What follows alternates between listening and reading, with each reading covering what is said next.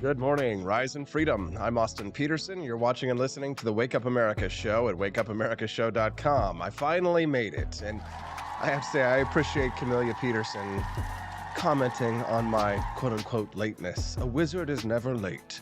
He arrives precisely when he means to. Good morning and welcome to the Wake Up America show. We're grateful and glad to have you here. If you're a regular, you know what you do. Hit that like button. It's time for us to help spread the message of economic freedom and personal liberty. If you're wondering why I'm late, it's been a bit crazy, insane here trying to get things ready for this morning. This is this new announcement that has been months in the making. My wife Stephanie and I have been germinating this idea for quite some time, trying to put all of the nuts and bolts together of this idea that we have had in order for us to be able to sort of take the Wake Up America show and our documentary and our business to the next level. And finally this weekend, we put our noses to the grindstone and we got everything ready to go so that this morning we could make the exciting announcement. If you're just tuning into the Wake Up America show, I think some of you who are close to us may have seen it. If you follow my dad on Facebook, he kind of spilled the beans, if you will, a little bit. But let's go ahead and take a look at the exciting news and we can talk about it in just a moment. And of course, we will get to the news after that. Take a listen.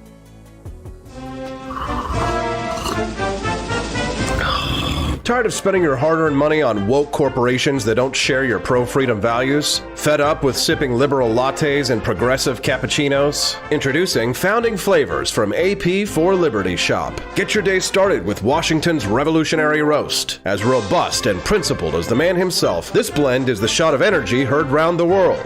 Or maybe you want to taste the fervor of freedom with Adams's Patriotic Perk. It's as dynamic and balanced as the U.S. Constitution, sure to awaken your spirit of liberty. For the aficionados, we've got the Jeffersonian Java, a complex mix of flavors that speaks volumes about your refined tastes. And don't forget Betsy's Liberty Lullaby, our decaf option, crafted with the same care and dedication Betsy Ross put into our Star-Spangled Banner. This blend lets you enjoy the taste of freedom anytime without losing sleep.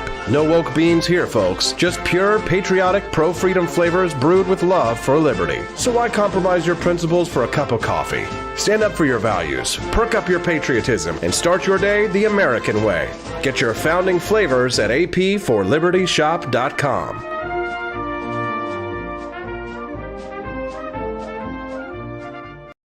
And there it is. What do you think, huh? Exciting, right? Well, I know that you're all really excited, of course, because what could go better with the Wake Up America show than a little bit of Wake Up America juice? How about a little bit of Founding Flavors coffee? I'm going to ask that you consider making the switch to well, I guess away from woke coffee. Aren't you tired of woke coffee?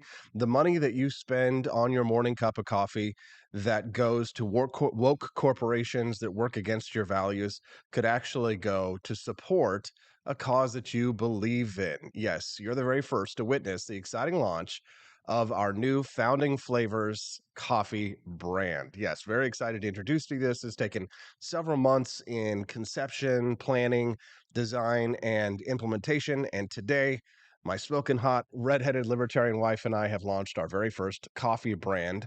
I love coffee. As you see, I drink it every single morning. My wife, she prefers decaf.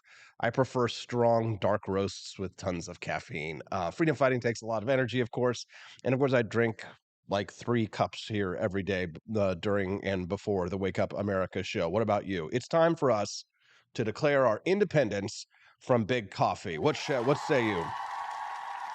I mean, come on, let's face it, there are lots of woke corporations these days who don't support our values of individualism, and they work against us. They take the money that we invest in them, which you should consider the money that you spend on these woke corporations as investments, because they certainly turn them around and invest them in causes that I know that you don't agree with, right? There are lots of woke corporations these days who don't support our values of individualism, constitutionalism, and limited government. When you buy a cup of coffee from Starbucks or some other national chain, they're taking your money and they're using it to fight against your beliefs. And I believe in free markets and choice, right? Certainly you have lots of choices for coffee these days, I understand. And you could choose to go with the lowest price brand just to save money, and I understand that. I won't fault you for that. I know that the Biden economy is hurting a lot of people right now, and I'm a pure capitalist, so you've got to do what's right for yourself. I can't be the cheapest coffee brand there is. I can be one of the best, and remember, of course, we do offer free shipping at AP for Liberty Shop. But if you're a patriot like we are, and you want to spend your money where you know it's going to be reinvested in fighting for your values, make the switch today to Founding Flavors Coffee. Now, if you buy more, I can't offer the standard discounts that we offer for our monthly subscribers or for people who have coupons for the shop, just because the profit margins for coffee are very, very slim. But I can offer a discount if you do bulk buys or if you buy a subscription, which is what I want to recommend that you do today. If you're hesitant, and I know people are very touchy about their coffees, you could do a one-time purchase today. Get yourself a bag of whichever one sounds the most delicious to you. We've got Jeffersonian Java. We've got Adam's Patriotic Perk. Adams's Patriotic Perk. And if you're into decaf, of course, we've got the Lullaby Liberty with Betsy Ross's Liberty Lullaby, as well as George Washington's Revolutionary Roast.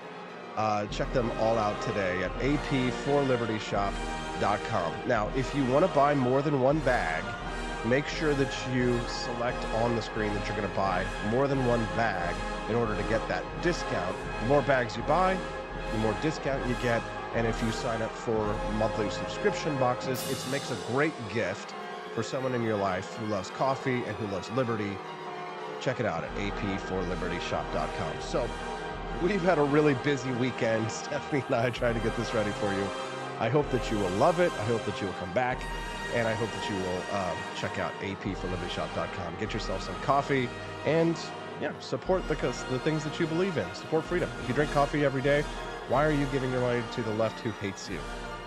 Onion Dip over on Rumble this morning, good morning, says the left hates the sound of freedom, the movie we're going to talk about in a minute, because they are satanic pedophile vampires. Alex Jones was right.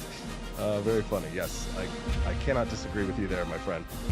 I used to, but I've decided not to anymore. All right. So if you're just tuning in the Wake Up America show, good morning. We're glad to have you here. Make sure you click that like button.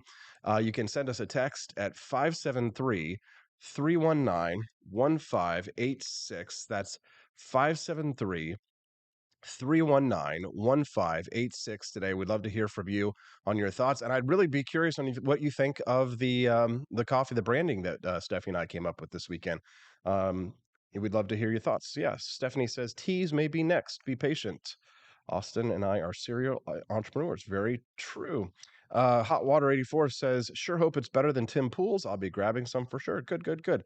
Yeah, of course. Check it out. If you like it, then maybe you'll consider being a monthly subscriber. John Rael says, coffee is proof that someone up there loves us. Yes, absolutely. Very true. All right, let's talk about the news. I know that's why you watch the Wake Up America show. And let's go ahead and get right to it. Okay, Mindy Kaling, you know her from The Office. She was the Indian chick, Mindy Kaling, and then she had her own show. I think it was Mindy. I never watched it. It's like girl stuff. But of course, I watched The Office. Apparently, her brother has written an article this morning coming out against affirmative action. This is kind of interesting. He wrote a piece saying, I got into medical school by pretending to be black. We must enforce the Supreme's ruling. This is hilarious. So take a look at this. Let me pull up the picture for you right here. You can see right there in our Twitter weirdness scene. This is Mindy Kaling's brother. He kind of looks like Mindy Kaling. See over there. This is he shaved his head. Over here, you can see this is accepted into Harvard. Over here on the right, you can see with that hair looking very Indian, rejected from Harvard, right? Looks black, passes for black. Can you imagine? Don't you just wonder how many people have actually done this and gotten away with it? It reminds me a little bit of this movie from 1986, which is quite unkosher these days. Does anybody remember this movie? Harvard Law School. Oh no, please, internet, not today. Refresh. Harvard Law School. Yeah! Oh, it's just not going to show it. All right, Austin, let's get back over to the news here. Okay, so the Supreme Court's decision banning college admission based on race was a good first step, says Mindy Kaling's brother, VJ Jojo Chokal Ingam. He was able to get into medical school in 1998 despite having a lower GPA by pretending to be black. Oh my God. No sooner the court ruled than President Biden, of course, vowed not to let the decision be the last word. But Mindy Kaling's brother, so we're going to call him today, because, I mean, who wants to say VJ Jojo Chokolingam 50 times this morning? He said, back in 1998, I knew my odds of getting into medical school as an Indian American would be better if I were black. So, being dark skinned, I pretended I was black and got accepted despite a mediocre 3.1 GPA. Yeah, you could get into Harvard with a 3.1 GPA if you were black. He says, so being dark skinned, I pretended to be black. He pulled a soul man. Gosh. And he got accepted despite his grades. He says, once there, though, he found the going rough and he dropped out. He says that's what made him realize that affirmative action didn't do him any favors. It doesn't do anybody any favors, or it didn't when it was still allowed, but now it's unconstitutional. Hell yeah. Steffi says this sounds like a fun movie. Not the kind of movie that you could really get away with a public viewing of these days without getting canceled for sure. European Tin Beater says that was a great movie. Yeah, I liked it, but again, I saw it when I was a kid. I saw it when I was a child, so it's, I don't remember it exactly. But maybe now that Stephanie wants to watch it, we might watch it. Stephanie says my dad went to an all-black medical school. Yeah, see, that's the thing is, do you know what they call people who get all C's in medical school? Doctors. Do you know what they call doctors who go to Harvard with a 3.1 GPA? Doctors. Yikes. But Mindy Kaling's brother says it's unfair to those who are excluded, even though they were more deserving than those who were admitted on the basis of race. He says he quoted Winston Churchill saying, "It would be the end of the beginning, not the beginning of the end," talking about the end of affirmative action there. After the decision, colleges and universities have displayed a wide range of reactions from reluctant acceptance to many of them outright defiance of the Supreme Court's rulings. More than 100 colleges and universities, including the entire Ivy League, have filed amicus briefs backing Harvard and University of North Carolina's admission practices, which the courts, of course, have now ruled as discriminatory. Now, these schools have collected tens of billions of dollars from U.S. taxpayers, you and me. And of course, they sent millions of rejection letters to applicants whose only fault may have been their race. In the case against Harvard University, the attorneys unearthed the school's use of, quote, positive personality traits as a guise for Harvard's affirmative action admission practices. So in essence, they're like, "Man, we're gonna let him in because, oh well, he seems like a nice guy. He seems like a nice guy." Positive behavior, positive, affirmative, positive behavior. Essentially, hey, it's a soul brother. We got to let him in. All right, let's move on and talk about another movie because I got Cliff Maloney coming in here in a little bit less than 10 minutes. Sorry, I'm pulling on my shirt. It's a little hot in here today. I'm pulling on my shirt. We're going to talk to Cliff Maloney about The Sound of Freedom. Why does the left hate this movie so much? You know, when the left starts smearing something as QAnon or QAnon adjacent, that it's definitely interesting. Cliff Maloney went and saw Sound of Freedom. He's going to give us his review and tell us here in a little bit less than 10 minutes why he thinks the left is attacking this film. Let's take a look at the trailer for this movie. This beat Indiana Jones at the box office, by the way. Oh, come on. Not today. That's not the sound of freedom. That's the sound of buffering. Buffering. And that's the sound of buffering. Hello, darkness, my old friend. There we go. Oh, for the love of God. Still get the rest of this thing. Come on now, play it. Good God, man. One more time, we'll give it a try. Having head troubles today. It's like the old days, remember? All right, we're going to go ahead and move on. I'm going to go get Cliff Maloney. When we get back on the Wake Up America show, we'll talk about why the left hates this film so much. Because Sounds like a good reason to go see it. Talk about all that and more on the Wake Up America show at wakeupAmericaShow.com.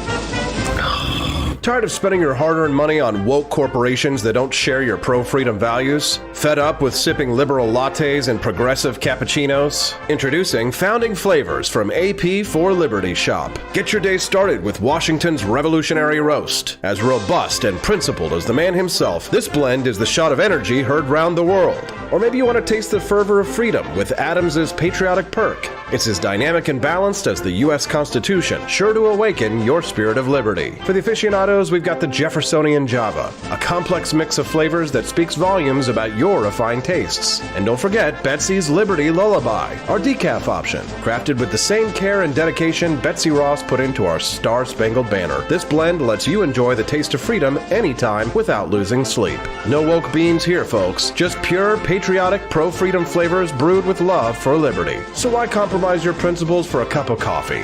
Stand up for your values, perk up your patriotism, and start your day the American way. Get your founding flavors at apforlibertyshop.com.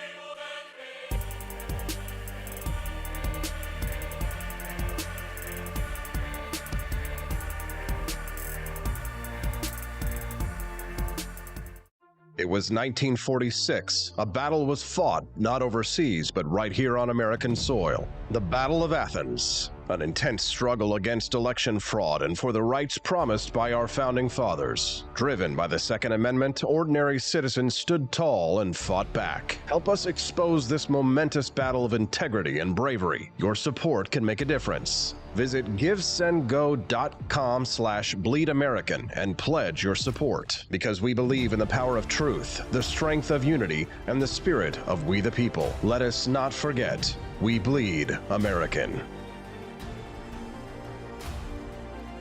Fire.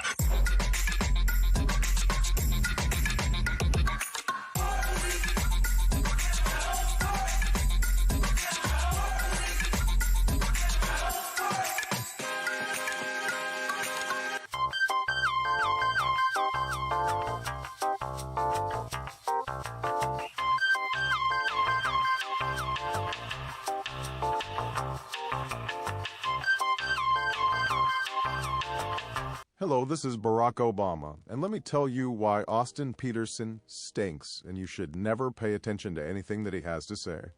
First of all, he's a libertarian, and we all know libertarians are idiots. They don't realize how important government is to everything that we do. I recently became aware that Austin has opened up a libertarian shop at apforlibertyshop.com. Now, I'm asking you as a personal favor to me that you never ever visit apforlibertyshop.com. With all of the great Liberty merchandise there, the last thing that we need to do is to get people spreading this message around the country, because then they might start thinking that they don't need government. And that's the last thing that good Democrats like us want. So if you love democracy, like me, and hate freedom, then don't visit AP for Liberty Shop. Like I said, whatever you do, do not visit apforlibertyshop.com. I'm Barack Obama, and I approve this message.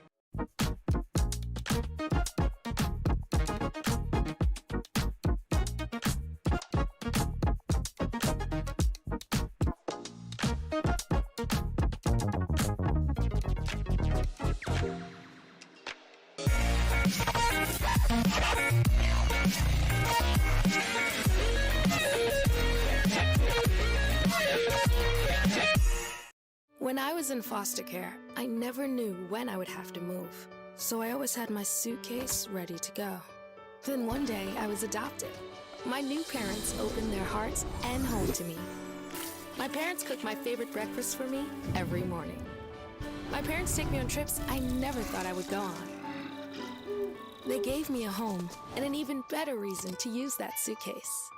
My parents aren't perfect, but they're perfect for me. I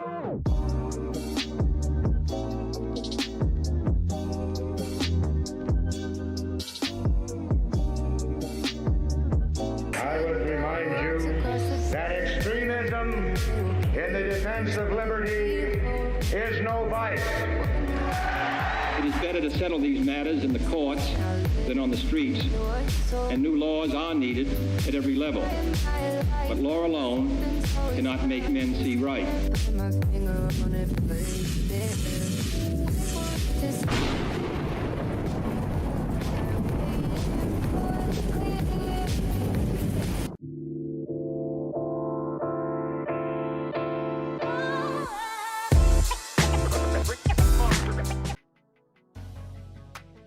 Good morning, Rise and Freedom. I'm Austin Peterson. You're watching and listening to the Wake Up America show at wakeupAmericaShow.com. We're glad to have you here. Hope you've been enjoying the content so far. If you're just tuning into the show and you like what you are seeing, make sure you click that like button and subscribe to the channel so that you can get updates whenever we go live.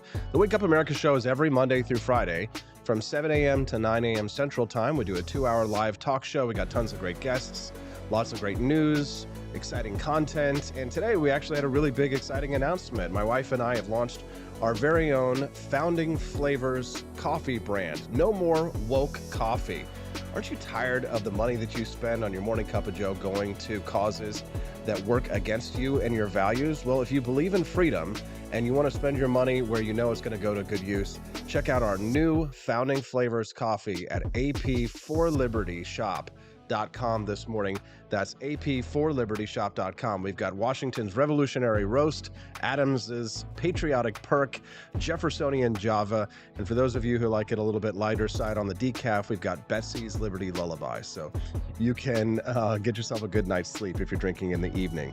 All right, well, why does the left hate this movie so much? Sound of Freedom absolutely killing it at the box office in terms of tickets sold in pre-sale over Indiana Jones, the new Jim Caviezel film about child trafficking. I don't know if I can say those words on this live stream without getting shut down, has got the left in full-blown attack mode. Joining me now to discuss is one of the biggest fighters for freedom there is in the state of Missouri, Cliff Maloney, who's joining us right now. He's run thousands of liberty campaigns and won many of them.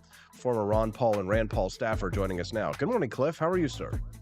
I'm great, Austin. Thanks for having me. Yes. So, Cliff, you went and saw the film. I did. And I got to start off by saying I'm completely flabbergasted that I went into this film thinking, well, the left's calling it some QAnon absolute garbage and right-wing propaganda. And so I went in thinking, all right, I might enjoy parts of that. But leaving, you realize just how out of hand the left has gotten in America. These are things that you and I know, but I really recommend to anybody out there, go see it yourself. It's really a movie about human trafficking. It's a movie about the cartel. It's a movie about real life individuals and trying to take things and humanize them. But to be frank, I didn't see any type of politicizing whatsoever. I went in thinking, well, they're going to have all these kind of pushes or these things that they're going to say that really showcase that it's some sort of right versus left battle. It really says a lot about the left in America if they react this way to something that, to me, they're just pointing out a problem. Are the left trying to say this problem doesn't exist? I mean, I really don't understand what the issue is on the left with a movie that tells a story about something that, based on everything I've seen, is true. I mean, we have this massive problem. We have one of the worst, I'll call it the biggest slavery problems. They quote this in the movie.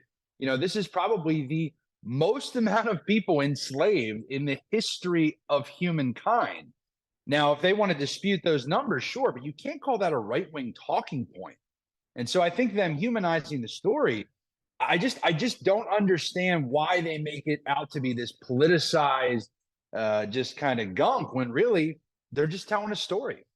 Yeah, no kidding, and it's one that even Vanity Fair published a, glowing review of, saying that, despite everyone calling this a conservative film, it's actually a compelling story, and it's based on a true story. Jim Caviezel plays the title character in this. He goes and specifically, it's about him trying to rescue these 2 children, but this is something that actually happened, like, well, I believe it was in the 80s or 90s. Can you fill us in a little bit on the plot? Yeah, so it's a real life story, or based on a real life story. This individual that Jim plays, his name's Tim, and what he does is he actually, he gets so in the weeds on one of these cases.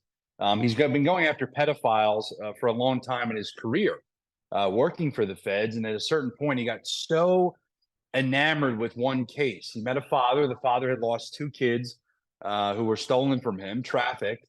They were promised that they were going to some photo shoot to become a model. And he got duped and he went back. The dad went back. And guess what? The shingle was off the hotel room door. And all of a sudden, his kids were gone. And so this agent, Tim, gets involved. And what he realized is he's been going after pedos for years, but he never really returns the kids because once they get, where they're going, whether it's especially outside the United States or not, it's kind of out of his jurisdiction. So he actually resigns 10 months before he was eligible for his pension. It's not often that I like to praise somebody working in government, but this individual resigned 10 months before. Him and his wife came together, said, listen, if this is really your calling, he kind of left his family for a little while to go try to find these 2 kids. And the story is pretty crazy about how he was able to go in. He found Miguel, the young boy, first.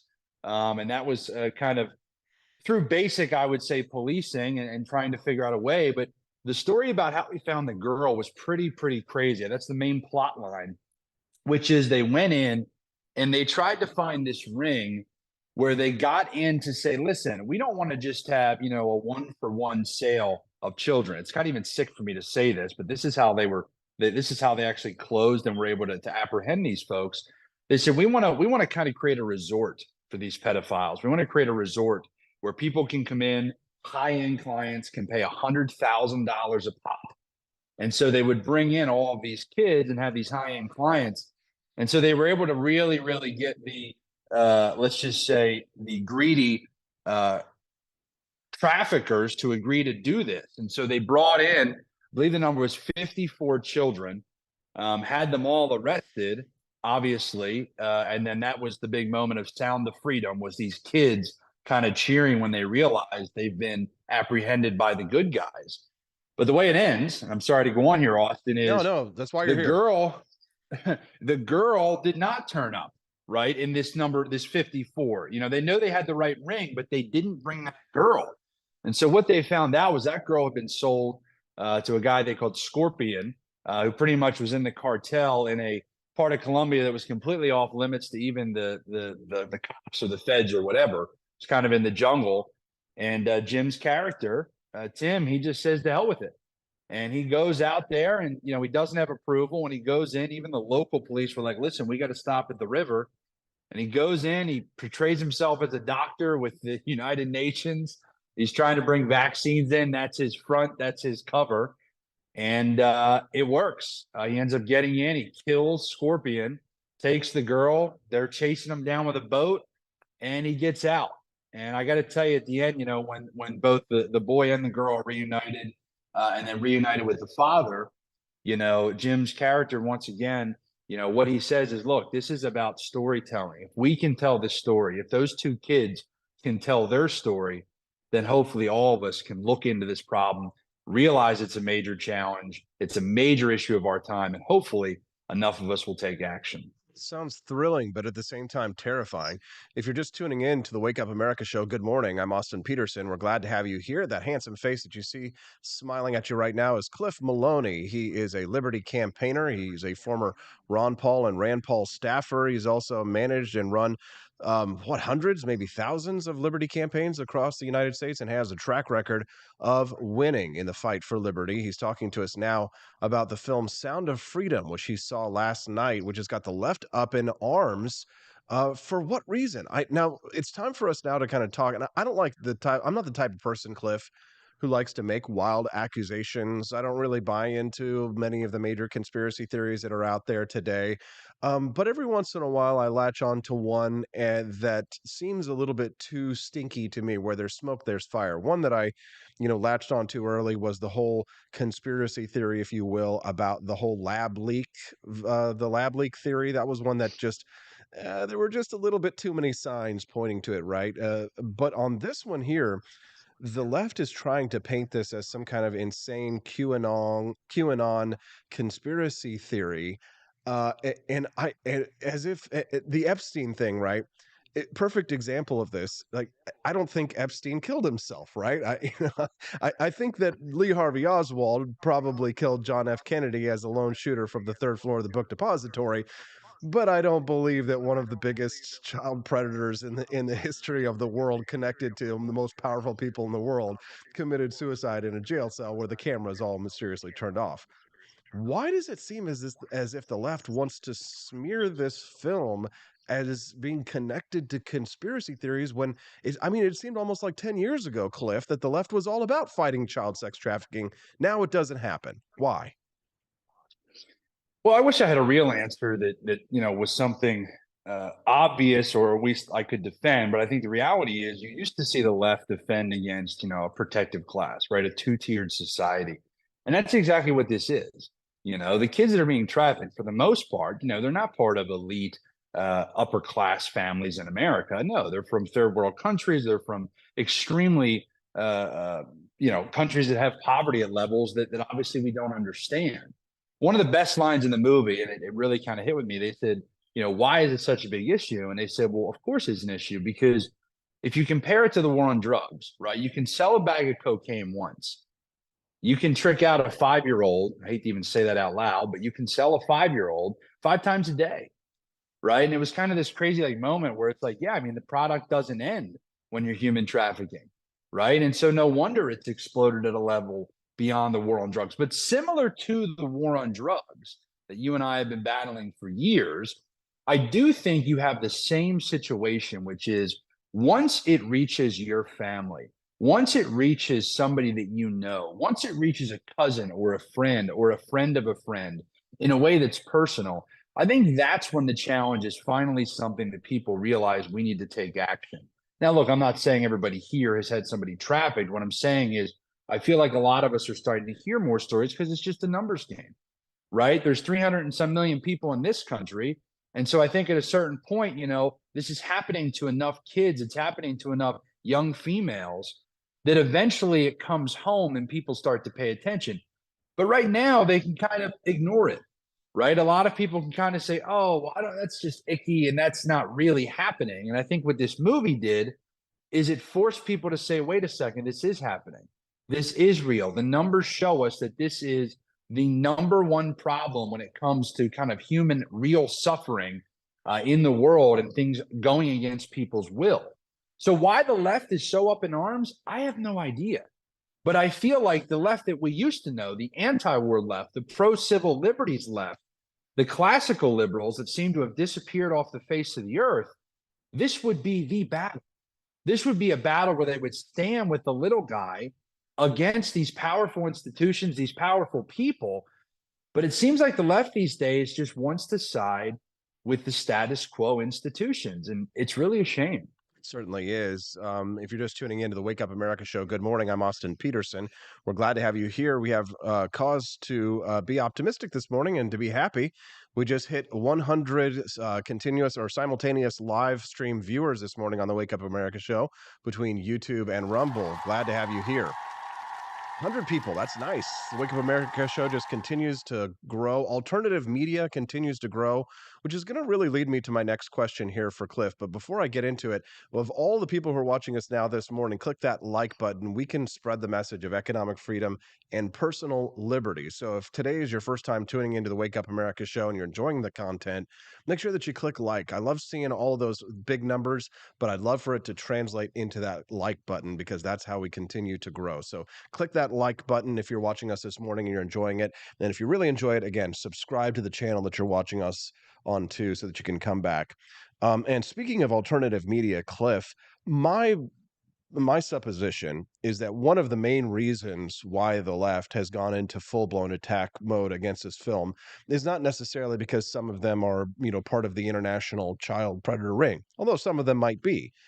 But what I think it really boils down to for a lot of them is that they do not want anyone to break the Hollywood stranglehold on the box office, and they hate that their woke films are not getting as much traction at this last weekend as The Sound of Freedom, this conservative film. Do you think that's part of it? I think that's absolutely correct. I think a lot of people don't understand the power of when folks have a hold of something, not wanting to let it go. We see it in the political world, we see it in corporate America, we see it in Hollywood, right? Because when you have that power, there's money, right? There's access, there's the nice chicken dinners. That's slipping away from them, right? The hors d'oeuvres and the wine and the cocktail parties, you have that in each of these industries. And when somebody challenges that, when somebody threatens to come after that, you can run into major issues. And I mean major issues. And so, yeah, I think that's probably how all this started, Austin, is, different people in Hollywood were like, we can't have this. And so they went to their friends who were on the left and they said, we need to figure out a way that we can discredit this film. And it worked. They held this film up for years. I mean, I couldn't believe it when I saw it. And, there's a special message at the end from the lead actor, Jim. And he's kind of like saying, listen, go out and spread this message. But he tells us they tried to block this message for years and didn't allow it to get out. They didn't just make this past year, just made years ago.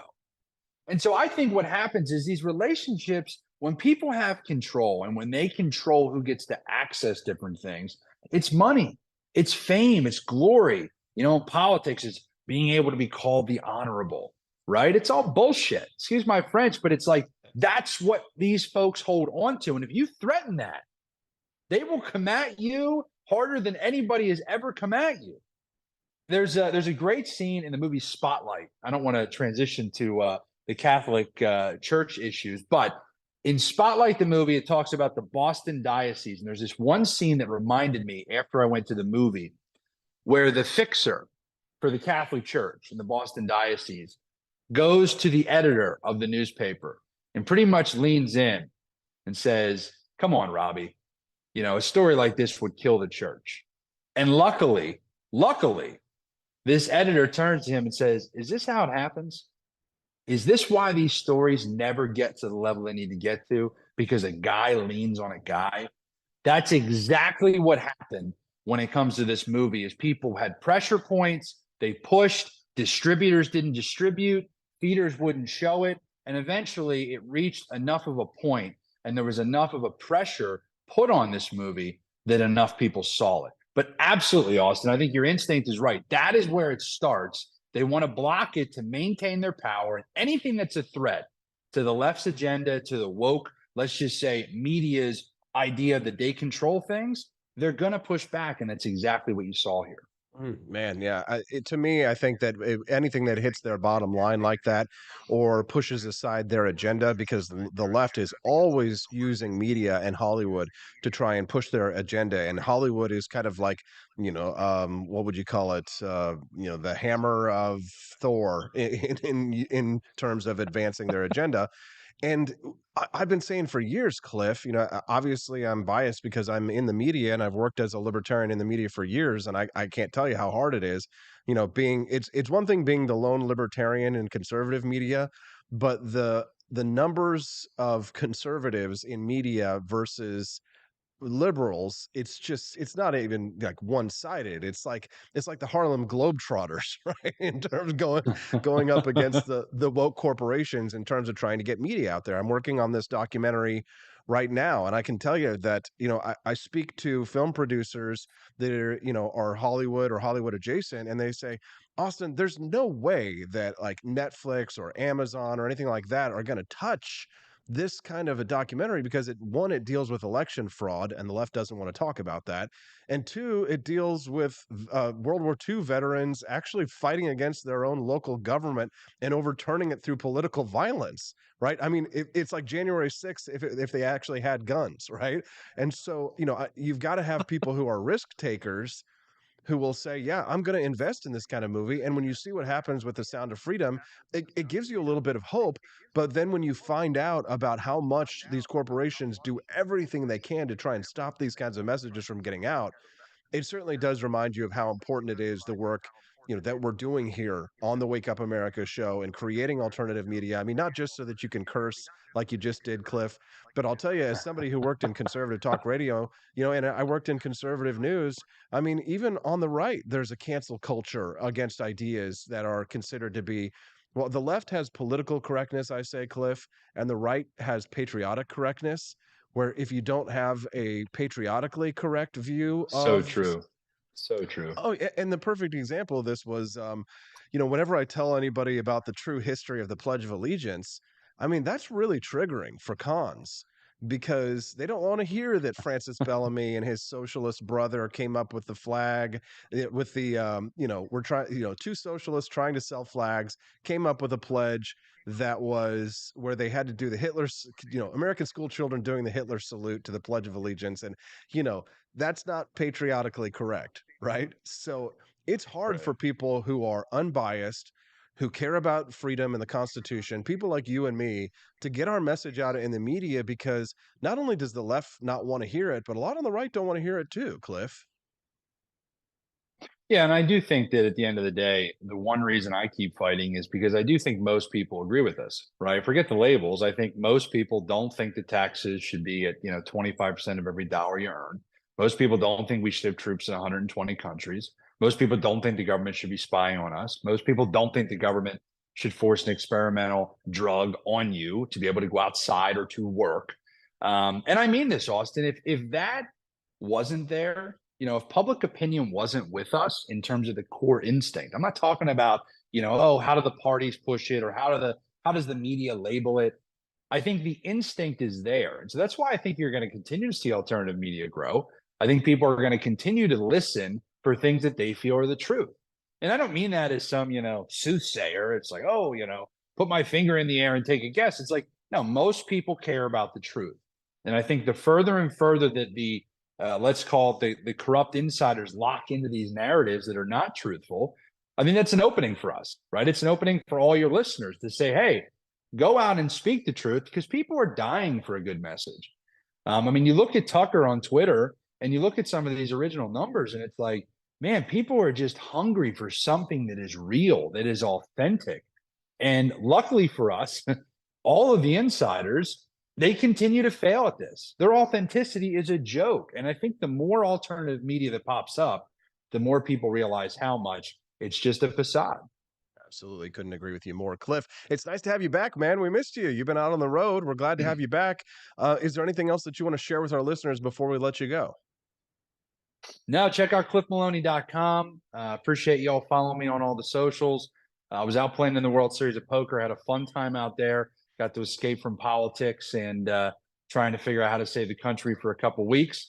But big shout out to you, Austin. Appreciate everything you're doing and appreciate the show as always. Yeah, thanks so much. I was trying to figure out exactly what you were saying with your posts on Instagram about, how to play, how you were playing poker and playing up against these big guys. It was just way above my head. I leave that to my betters.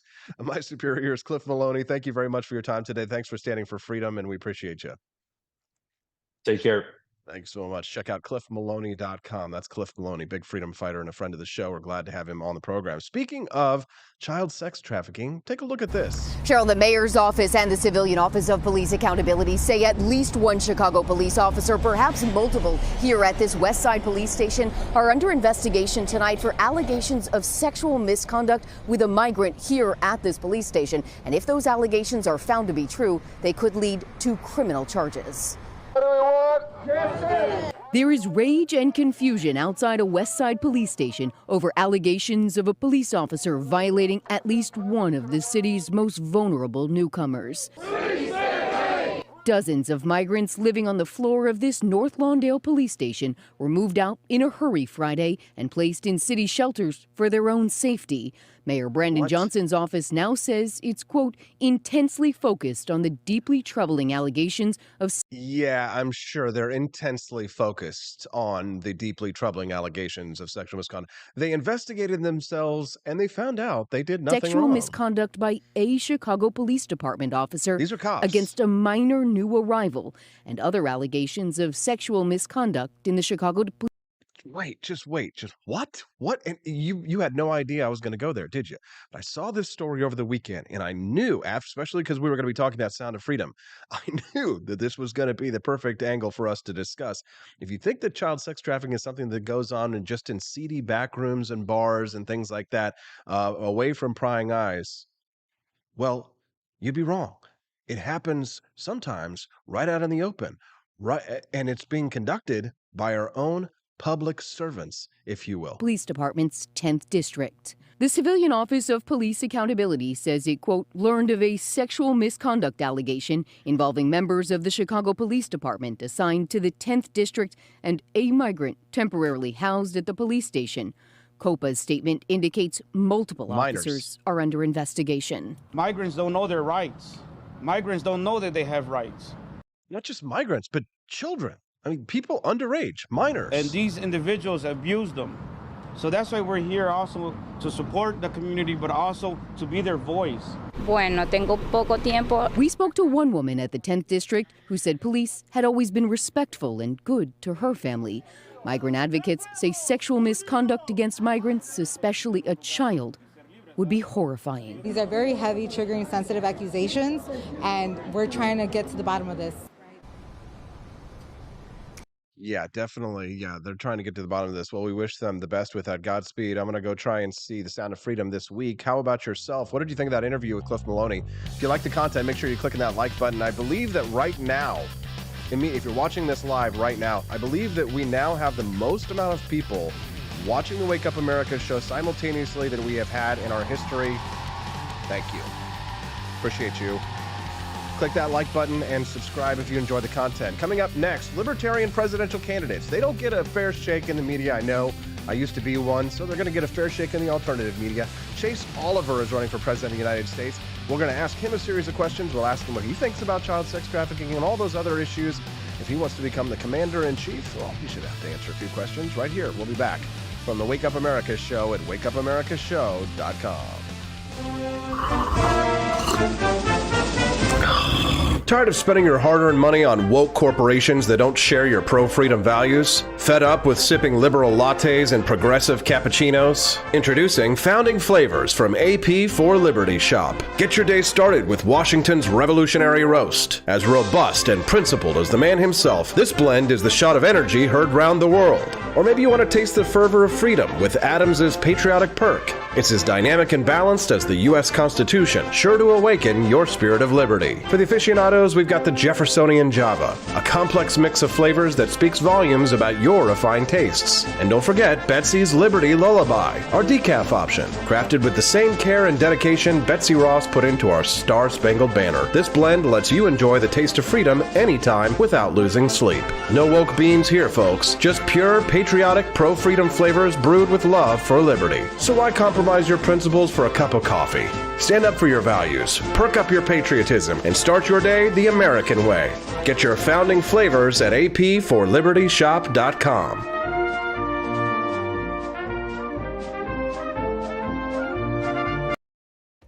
Want an engaging website to boost your business? You're just a click away from 5-star Fiverr talent. Hundreds of freelancer skills like web design. Head to Fiverr.com today and get something started. American conservatism is distinct, like America is distinct from the United Kingdom. American conservatism's roots comes out of the Wild West, out of pioneerism. The difference between American conservatives and European conservatives is that Americans are cowboys. We are that God, guns, gold, and girls. It's wild here, and we should stay that way. We shouldn't allow a European version of conservatism to come and infect us here. We like it wide open spaces here, deep in the heart of Texas and all that.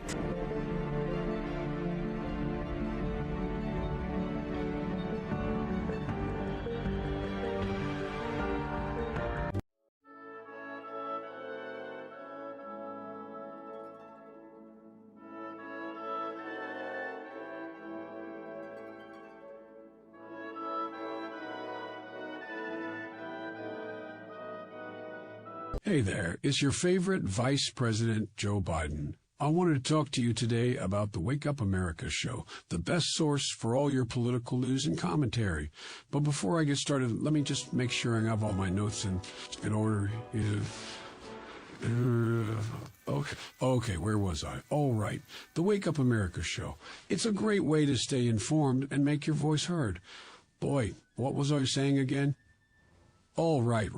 The Wake Up America show. It's important that we all stay engaged and knowledgeable about what's going on in our country and, the thing. But hold on, where was I going with all this? Oh, yeah. The Wake Up America show. It's a fantastic resource. And if you really want to make a difference, man, you can sign up to be a monthly donor at wakeupAmericaShow.com/support. Now, where was I?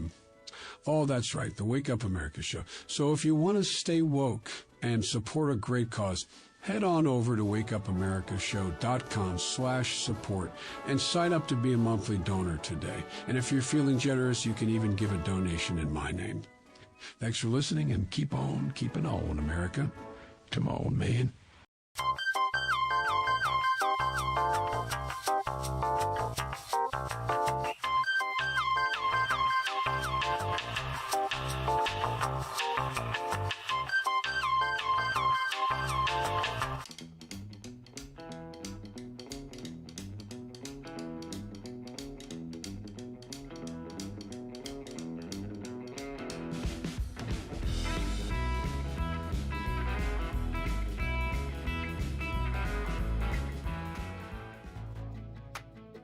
Good morning, Rise and Freedom. I'm Austin Peterson. You're watching and listening to the Wake Up America show at wakeupAmericaShow.com. Man, we're loving those numbers today. Big numbers. Must be because of my next guest. Everybody's excited to hear from the Libertarian presidential candidates. My wife and I, well, we agree on most things when it comes to economic freedom and personal liberty. I joined the Republican Party a few years ago, so I'm kind of more looking at the Republican candidates. She says she's voting Libertarian no matter who it is. So I gather that she'll enjoy this next interview with my next guest, and maybe he'll convince me to come back to the gold team. He's chasing liberty, and his name is Chase Oliver, joining us right now. 2 first names, that's what you get, Chase. Nice to see you here today. Oh yeah, 2 first names or 2 last names. It works either way, but glad to be here, and happy to try. First off, happy to earn your wife's vote, and I'm happy to try to get you back on the Libertarian side, man. All right, Chase. Well, this is your opportunity to win some votes today. Why don't you tell us a little bit about yourself, your background, and why you decided to run for president? Yeah, so I'm from Georgia. I'm 37 years old. I was the U.S. Senate candidate for the Libertarian Party last year. If you're familiar with the Senate race with Herschel Walker and Raphael Warnock that went to the runoff, that was because enough voters showed their displeasure with the 2-party system and voted for me in that race to force the runoff. Which allowed me the great opportunity to talk a lot about the Libertarian platform and ranked choice voting and how that's better than a runoff system. But my background, I've lived in Georgia most of my life. My professional background is I worked 13 years in the restaurant industry, starting out as a dishwasher, working my way all the way up to being a general manager of restaurants who helped open new restaurants. And then I moved into the world of global logistics, where I spent better part of 5 or 6 years helping things go from A to B all around the world, working with customers all across the world, understanding how difficult trade can be, especially when U.S. Customs is involved. And that's kind of what brought me to where I am today. And so now I'm running full time as a presidential candidate and really looking forward to presenting a message that is very different from what the 2-party system puts out, and doing so with a way that contrasts us from the octogenarians who are going to be the Libertarian or the Republican and Democratic nominees, most likely. Octogenarians. All right, Chase. Well, then I guess I might have to ask you, if you're going to take a stab at their age, how old are you? So I'm going to be 39 on election day.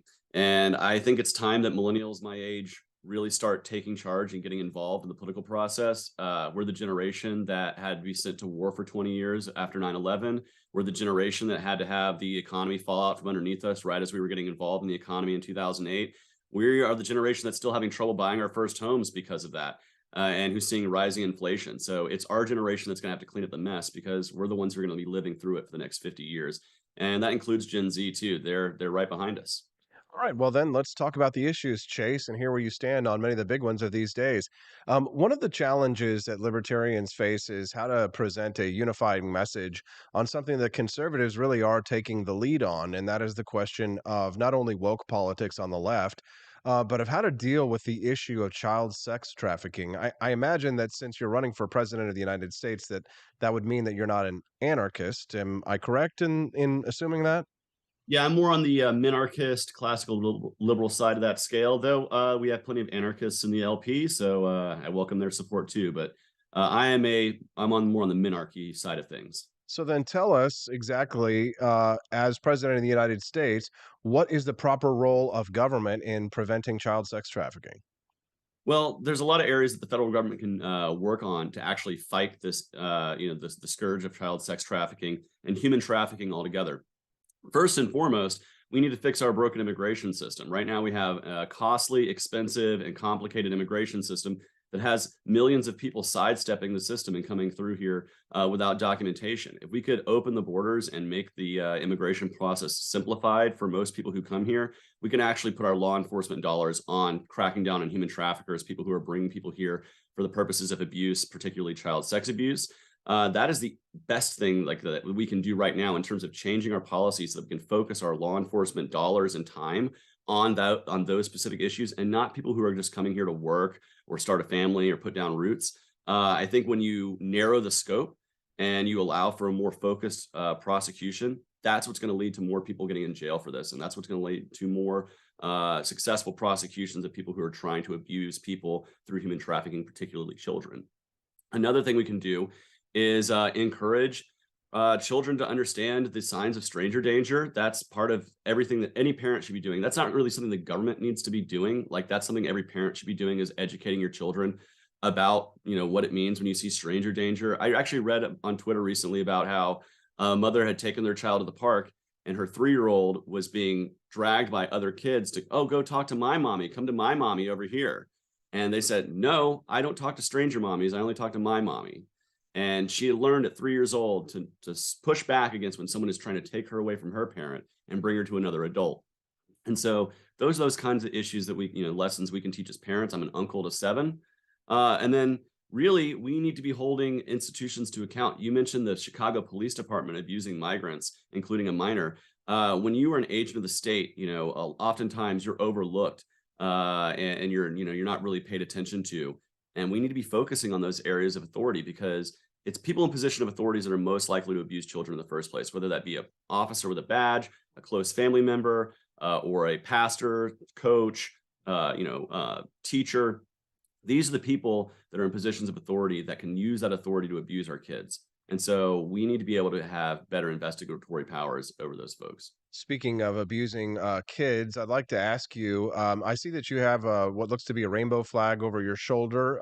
And when I'm looking at your profile on Twitter, it shows a Christian cross right next to a rainbow flag, hashtag live and let live. I wonder what your response was or your thoughts were when in a recent LGBT pride rally, people were chanting at the rally, "We're here, we're queer, we're coming for your children." Yeah, I'm going to say that's probably not a helpful rhetoric to be taking. I'll say this. I imagine that is in response or to try to jibe or rib at the right. I don't anticipate that people are not coming to snatch your children, okay? But I think that's unhelpful rhetoric. And I think the better way to approach this, and this is something that I've said as a candidate, I don't believe in a culture war. I don't like wars. Libertarians oppose war. I oppose actual wars. I oppose drug wars, and I oppose culture wars. I believe in a cultural ceasefire. What we need to have, instead of trying to use government to instill one version of morality or one lifestyle or another, is we need to have a free cultural exchange of ideas. I understand there are people who are going to live more conservatively than myself, and that's just fine so long as they're not asking government to enforce that. And I understand there are people who are going to live more socially free and libertine than myself. And that's great, as long as they don't try to enforce that using the power of government. I believe we should have a free exchange of ideas, and ultimately culture, that's how culture moves forward. And people who try to use the wheels or power and function of government to enforce their lifestyle or try to take things back to a good old days or, push things forward, at an unnatural speed, that's not helpful. It's better for us to just live and let live. So you say you don't believe in war, but what about when war is thrust upon you, Chase, as if the left hasn't actually declared it openly in regards to a culture war, whether or not we need a cultural ceasefire or not, there is a war going on for your mind, a war going on in the institutions of the government, a war that's going on for the minds of our children, a war that's going on for the commanding heights of our economy. And whether we as libertarians agree with war or not, I wonder if how you as president would fight a war if war was thrust upon you, if we were legitimately attacked by a foreign power. So if we are attacked by a foreign power, we're going to respond in kind. That is the nature of self-defense. And this is, as a minarchist, one of the essential functions of a government is to be able to protect your sovereign borders with the military. I believe in a strong national defense. We could honestly cut our military budget in half and still be able to protect our shores and our sovereignty with zero effort. I'm not zero effort, but with with no problem really compared to the rest of the world. The problem with our military is that we spread it around the world and we put our military footprint all over the world. That's something that I'm not necessarily in favor of. And I think, again, we're the generation that's been sent through all over the world to the war on terror. And that's not something that I support, but I do support us being able to defend ourselves. If somebody attacks us, you have to respond in kind. I am a pacifist. I am somebody who does not believe in the initiation of force. I hate fighting. I hate any of that kind of stuff. Well, But wait I a do minute, Chase. have a Hold 32 on, special. sorry to interrupt you, brother. I want to we've got, just, another like A 38 10, special. 15 minutes. So you say you're a pacifist is someone who won't fight back even if they're attacked. Okay, so maybe pacifist isn't the right word. I'm somebody who opposes any initiation of force. Like I said, I have a revolver in my, right there. I'm a gun owner and I will defend myself if somebody comes to attack me, my property, my family. But I don't support the initiation of force. That is immoral. And that's what government essentially is all the time, is trying to enforce things at the barrel of a gun. And so what would I do as a libertarian president to diffuse the culture war and any other war? I would reduce government overall so that government's not having so much of an impact on our lives.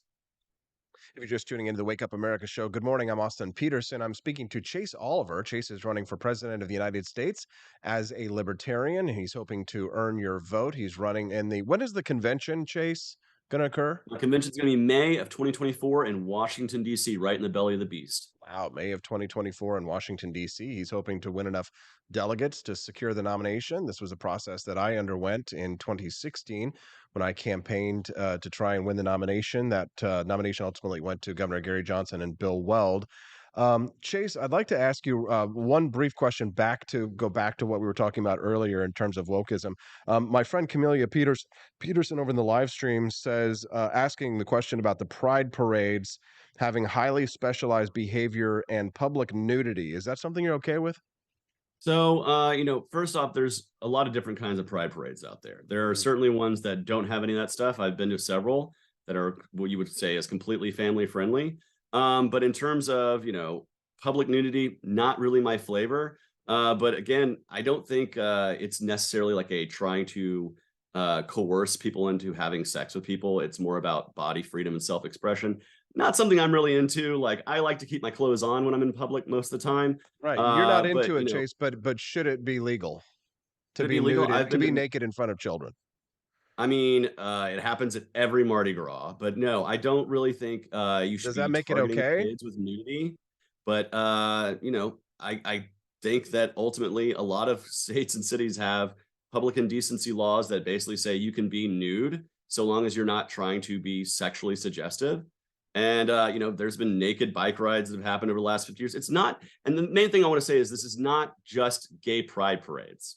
That's the biggest thing that I have a problem with, is that people are like, oh, gay pride parades are where there's public nudity. There's public nudity in a lot of places. Right, but it And just if you feels like travel to it's Europe, trying to nearly every deflect. beach But has Chase, it just nudity. feels like it's trying to deflect from the issue. And I mean, this is like one of the major things that Americans are talking about right now.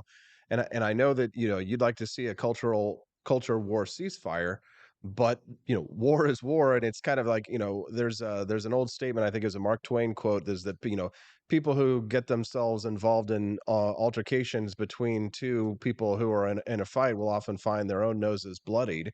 So at the end of the day, how do you get involved in a conflict like Russia or Ukraine, for example, without getting ourselves, bloodied and battered? How do we call an end to that war, right? Is it not the job of the president of the United States to try and mediate some kind of a ceasefire between those two powers at war right now? Well, yeah. So back to the issue that you were mentioning. Here's the thing: pride parades have been happening for a long time. Public nudity has been happening for a long time. If you go to Europe and near to any beach, you're going to see sunbathers who are nude. It's not about nudity; it's about sexuality. If you're trying to push your sexuality onto kids via nudity, via that is wrong, and I would oppose it. And I don't think it really belongs in a pride parade, mostly because there is a family-friendly audience. But I don't set those rules. So but I don't think it's probably the most helpful thing to be doing there. But at the same time, I also am somebody who's not going to be puritanical about nudity, because like I said, I've understood that if you travel outside of the country and you go to a beach, you're going to see people topless or sunbathing nude, and there's no problem with that. I've just got back from Pork Fest. There were naked people all over the place there, a giant libertarian festival. Nobody was trying to push that onto kids. But there were kids there? Huh? There were kids there around the nudity?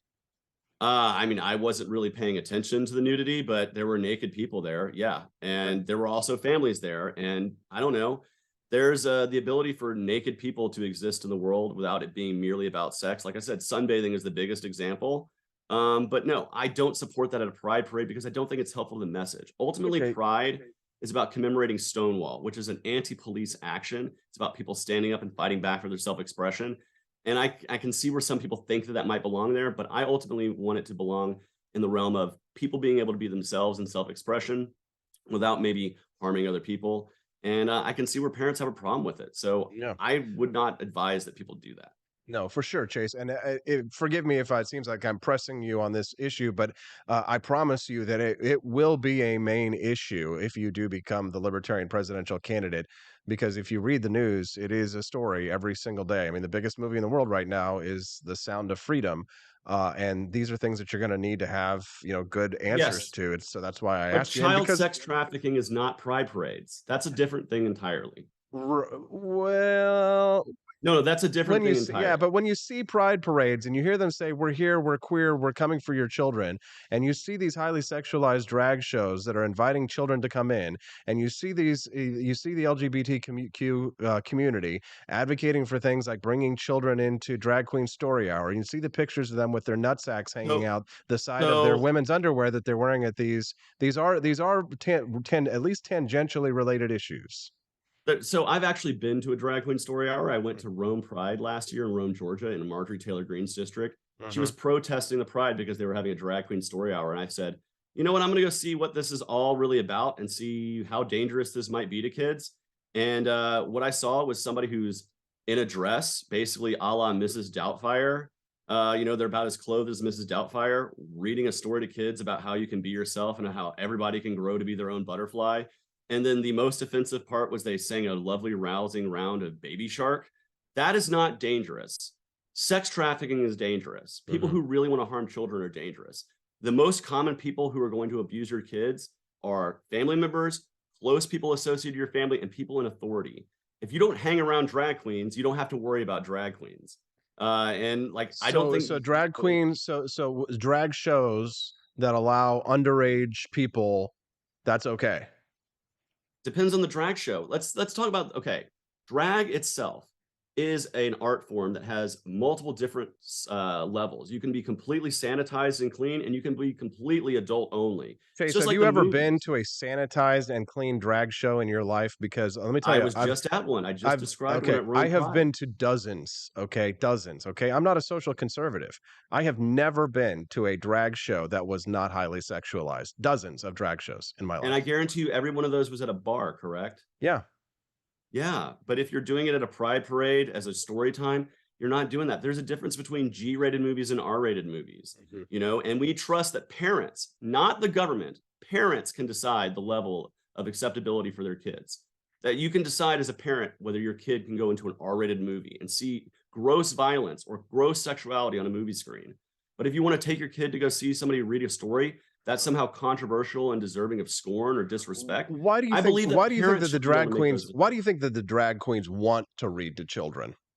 Because I think that they are performance artists and they want to be able to have different levels of performance art. It's the same reason as why do the Wiggles sing to children? Because they want to have a marketplace to kids. They want to be able to. They want to be able to. The Wiggles is made for children. It's obviously family friendly material. Drag queens are not what you call family friendly kind of entertainment. Okay, but a man in a dress is what drag is, right? I mean, let's just be real. A man in a dress or a woman in a suit is what drag is. That is not inherently sexual. There is inherently sexual drag. And you're not going to convince me. I mean, I'm not going to defend otherwise. There absolutely is. But there's also the ability to perform as a man in a wig without being sexual. And that is what this is. And I guarantee you, if you act like I said, I went for myself because I was like, why are there people protesting this thing? I want to see what this drag queen story time is myself, and I want to see what it is. And nothing sexual was going on. And I think that is the truth for 99% of this. And I think would you take your kids to a drag queen story hour? Or would you drop them off at a drag queen story hour and I don't think that's what happens. Most of the time, the parents are right there with the kids. But I'm asking you, would you drop your kids off at a drag queen story hour and come back an hour later? I mean, would you drop your kids off in a movie? Yeah. I think if there's nothing inherently sexual going on, yeah, I'm not worried about that stuff. I'm more worried about the fact that there are coaches out there, priests out there, scout leaders out there. Those are the people who are actually abusing kids, and they're not in the news every week the way gay pride parades are. That's the real problem, is that, and yeah, I'm sure there are drag queens out there who have abused kids, because every subset of humanity, there's some monster out there. But I think the focus solely on drag queens, when it's far more likely that your kid's going to be molested by a teacher or a priest or a scout or a coach, that's the real problem there, is that we're not putting our focus where the real abuse of children is. The real abuse of children is with authority figures, not with the drag queen that you take your kids to go see a show. If you take your kids to go see a rock concert, unless you're, the rock and roll singers. Chase, I don't want to make your whole interview about this, but I do want to move on to one other related issue in a sense, and then I'd like to ask you about some economics. In regards to biological males competing in female sports, what is the role of government? The role of government is to allow individual leagues to make their own choices and decisions. I think if the Olympics want to have their own standards, the NCAA wants to have their own standards, they can have their own standards, and you can either participate and watch or not. That's the free market. I don't think the government really needs to install itself in sports. As a minarchist, I don't think that's one of the essential functions of a federal government. So I believe that individual leagues can make those decisions. And I think each sport is going to be its own thing. Like certain sports are clearly going to have a delineation and others aren't. So, and I'm not a sports expert, but I'm going to allow those who are to make those determinations, and I'm going to allow the free market to react accordingly. So if one league is doing something you don't like, another league can be doing a different policy. What do you think about it personally? If you had a daughter who was in a track and field and she was getting dominated by someone who was a biological male, what would be your thoughts, as a parent? I don't have a kid, and I don't have a kid in sports, so I really don't put a lot of thought into that exactly. But I can imagine some parents are upset about it. I can imagine some parents, say, hey, that's their politics and whatever. It's not my job as a politician to be making those determinations. That's the job of a league. And if you want to support a league, or if you want to support an organization, you can do that. That's the free market. Government doesn't have a role there. And right, but it doesn't strike you. But it doesn't strike you as ridiculous. I mean, I don't know, honestly, because I don't spend my time studying track and field and the differences there. I can say, I can see some inherent unfairness there, but I don't study that stuff. I don't pay attention to sports, and it's certainly not to trans athletes, which, by the way, trans athletes make up probably a fraction of this. This is an instance that should not, again, be national news. How many instances are there of trans athletes out there? Like compared to cisgender athletes, like, let's be realistic. Is this an issue that really matters in sports? I'm more concerned, again, we want to talk about abuse. Let's talk about the sexual abuse that happens with gymnastics coaches. That's a bigger story. Far more athletes were affected by Larry Nassar than a trans athlete. Is it the proper role of government to prevent the mutilation of the genitals of minors? I mean, I believe that gender affirming care doesn't involve minors getting genitally mutilated surgery. So I would say I'm fine with setting that as an example, saying don't have any surgery before 18. That doesn't mean you can't have gender affirming care. But I believe if you're going to have that as a policy, we should also be outlawing circumcision with exceptions for religious, for exceptions for religion. I don't even So think that we if should that's there what should you want be the standard to exceptions. be, then I I don't even think, think there yeah, should be that's what the religious standard should be. exemptions for circumcision, but that I'm glad you pointed that out.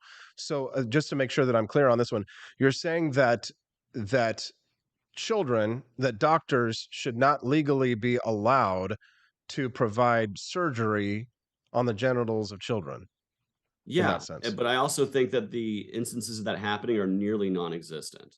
And I Right, it's think growing again, every day. It was happening hundreds of times here in my home state of Missouri, where the hospital actually got shut down because of the well, no, amount of. hundreds of times, hundreds of Yes, times. yeah, yeah. You should How take many a look how at many this trans example. how many trans kids are on hormones therapy in the country, the Probably whole country? thousands, to be honest, Chase. But I mean, it's something that you should look into. The St. Louis hospital, which closed down recently after the whistleblower came out to talk about all of the horrible after effects that had happened to these children who had been brainwashed and then coerced into surgeries. So, just to make sure that I'm clear, you say that it should be banned, this surgery on children. Yeah, if you're talking about what is commonly referred to as bottom surgery, yeah, I don't believe that that's something you should have to have as a child. I also believe that in a world where we have proper gender affirming care, the dysmorphia won't be as as pronounced in young people. So there won't be as much of a desire for that stuff, as long as we're actually allowing kids to socially transition and treating trans and non-binary young people to be able to do that stuff. And again, we're talking about, by the way, when we talk about trans kids, we are talking about a small, infinitesimal small number of people, which have had a huge microscope placed upon them and used as a wedge politic. And I don't like that. I believe that parents and doctors should be setting care for their kids for the most part. I don't think that that's the realm of government. Again, as a minarchist, I don't think the federal government should be setting that policy. I think that's the policy between a parent and their doctor and their affirming care. If they want to go through that stuff, that's freedom. And you can like it or not like it, but I believe that a parent and doctor should be making those decisions in consultation with the child, because that's ultimately the authority figure, the patient, and the doctor. There's no room for government in there. And I think, and I believe coercion one way or the other is wrong, excuse me. But, I'm not going to say, hey, we should stop outlawing all gender affirming care as we've seen in states all over the country, because what that's doing is that's actually limiting the ability of a parent, a doctor, and a child to make the best healthcare decisions, including things like social transitioning and other gender affirming care that is not surgery. I think there's this confusion that every trans child is going to have surgery. Not every trans person has surgery. First off, it's very expensive. A lot of trans people will never go through any kind of surgery in their entire life because they can't afford You it. would consider a doctor performing that surgery on a minor to be an initiation of force? I believe that as a person who is under the age of 18, you do not have the ability to consent to such a medical decision. At the same time, Therefore, the yeah. doctor would be committing an initiation of force, correct? Yes, I suppose that's the way you would identify that. But Okay. I like to think of it as, that is not something that I would support. Again, you can do this. You can have plenty of gender affirming care without surgery under 18. I Right. don't think that that's an unnecessary step. I believe that there's an age of adulthood for a reason, and that is part of it, is to be able to make major medical decisions. Do you see a difference? I'm going to change the subject here. I don't want to make the whole interview about this, but I'm still waiting for my next guest to come in. He should be here in a couple of minutes. Um, do you see Donald Trump and Joe Biden as the same? Are you of the opinion that there really is no difference between the two of these candidates, or would you say Donald Trump is a little bit better than Joe Biden for such and such reasons? Like, how do you see this potential race shaping up? If you're the third party candidate between Joe Biden and Donald Trump. 2020 all over again. Your thoughts? I'll be as clean as I can with this. There's a Southern saying, which is they're two shades of the same excrement. So they're not exactly the same. They're both pretty terrible, but there's reasons why each of them are particularly terrible. But there are also reasons that they are both terrible. which is they're both going to grow the size of government. They're both going to explode the debt and the deficit. Neither of them are actually going to lower the size and impact of government in our lives. It just so happens that they both have different priorities as to where that impact's going to lie on us. And so, as somebody who rejects authority and that kind of top-down governance, I can find reasons to dislike both of them. I mean, even with Donald Trump passing the First Step Act, the strongest economy that we've had in the world, you can't say, well, okay, Donald Trump is a little bit better than Joe Biden.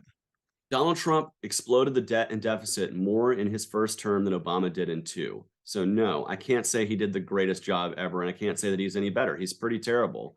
And the First Step Act is great, but here's the thing. He tried to go, I did criminal justice. I did it. No, you did the first step of criminal justice. There's a reason why they named it the First Step Act. But he tried to say it's all done. And there's plenty of other reasons why I can say that Donald Trump is a pretty terrible president. And there's plenty of reasons why I can say Joe Biden is a terrible president. It's not very hard it's like throwing a dart at a 100-foot tall dartboard. I mean, it's pretty easy to hit that target if you're looking for terrible things about Trump or Biden. I really prefer to focus more on the aspirational good things about liberty as opposed to the terrible things they've done. All right. Well, Chase Oliver, I'm running out of time here on this one, but I want to give you a chance for people to make your final statement here and to share with people where they can find out more information if they want to get involved in your campaign. Yeah. So if you want to reduce the size, scope, and impact of government in your lives, if you want to make sure that your taxes are low, that the spending is down, and that we have more peace and prosperity in the world, you need to vote Libertarian. I want to be our party's nominee. Go to votechaseoliver.com to learn about my issues, my press releases, and a whole lot more. I welcome your support. And, I know we got sidetracked a little on LGBT issues, but I'd love to come back and talk with you about things like the economy, immigration, criminal justice. These are the really big issues that are actually going to matter to most voters. And that's the thing I want to focus on. I would agree with you. However, I will say one thing, though, Chase. When you have something as controversial in your Twitter handle as the cross of Jesus Christ, and it's next to the LGBT pride flag, I mean, you are sort of inviting discussion as well as you do have the pride flag sitting over your shoulder. Okay. I'm not even a Christian, and I think that that's controversial. But you also have the pride flag sitting over your shoulder. So I can imagine that a lot of people are going to have a lot of questions for you on that front. And so I would say, probably something you should look out for. Chase, where can people find your website? VoteChaseOliver.com. There you go. VoteChaseOliver.com. Chase, thanks very much for your time today. We'll look forward to having you back again. Good luck in your campaign. All right. Bye-bye. What did you think of Chase Oliver? Send us a text, 573-319-1586. That's 573-319-1586. All right, well, we've heard from the Libertarians. It's time to hear from the Democrats. My next guest says that it's time for you, as a business owner, to consider hiring an ex-con. He's going to make the case when we get back on the Wake Up America Show at wakeupAmericaShow.com.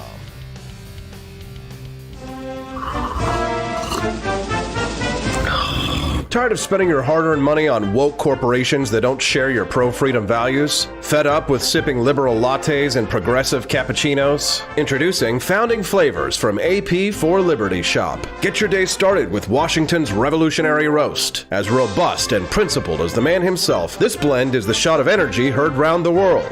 Or maybe you want to taste the fervor of freedom with Adams's Patriotic Perk. It's as dynamic and balanced as the U.S. Constitution, sure to awaken your spirit of liberty. For the aficionados, we've got the Jeffersonian Java, a complex mix of flavors that speaks volumes about your refined tastes. And don't forget Betsy's Liberty Lullaby, our decaf option, crafted with the same care and dedication Betsy Ross put into our Star-Spangled Banner. This blend lets you enjoy the taste of freedom anytime without losing sleep. No woke beans here, folks. Just pure, patriotic, pro-freedom flavors brewed with love for liberty. So why compromise your principles for a cup of coffee? Stand up for your values, perk up your patriotism, and start your day the American way. Get your Founding Flavors at apforlibertyshop.com.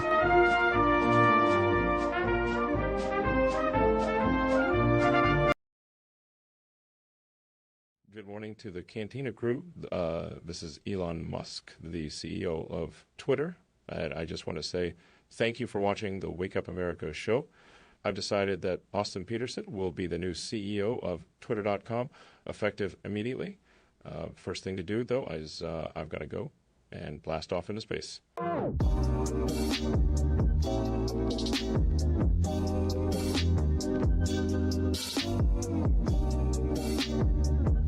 if there wasn't going to be somebody who was a fiery champion of liberty, somebody who would get out there and who would be aggressive, and if they wouldn't do it with more fire or passion than I had, then I would go and I would fight this battle for us. I've fought for the principles that we all share. Parties tend to be secondary to me. We're here because we believe in the principles of liberty. I am not a perfect messenger, but I think I'm a damn good one. This is a replica of our first president's flintlock pistol. You have my full support, my respect, and my gun.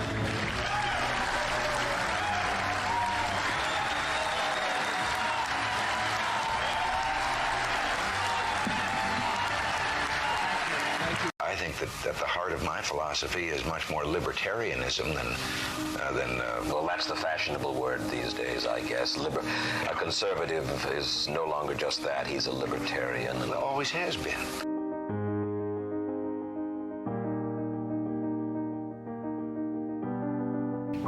Yet any time you and I question the schemes of the do-gooders, we're denounced as being against their humanitarian goals. They say we're always against things, we're never for anything.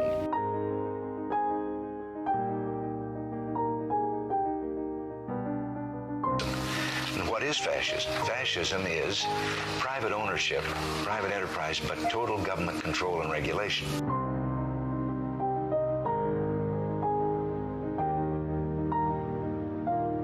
Well, the trouble with our liberal friends is not that they're ignorant.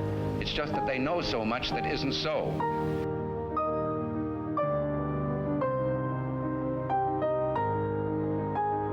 If we lose freedom here, there's no place to escape to. This is the last stand on earth.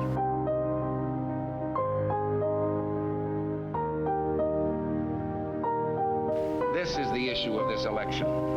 Whether we believe in our capacity for self-government or whether we abandon the American Revolution and confess that a little intellectual elite in a far distant capital can plan our lives for us better than we can plan them ourselves.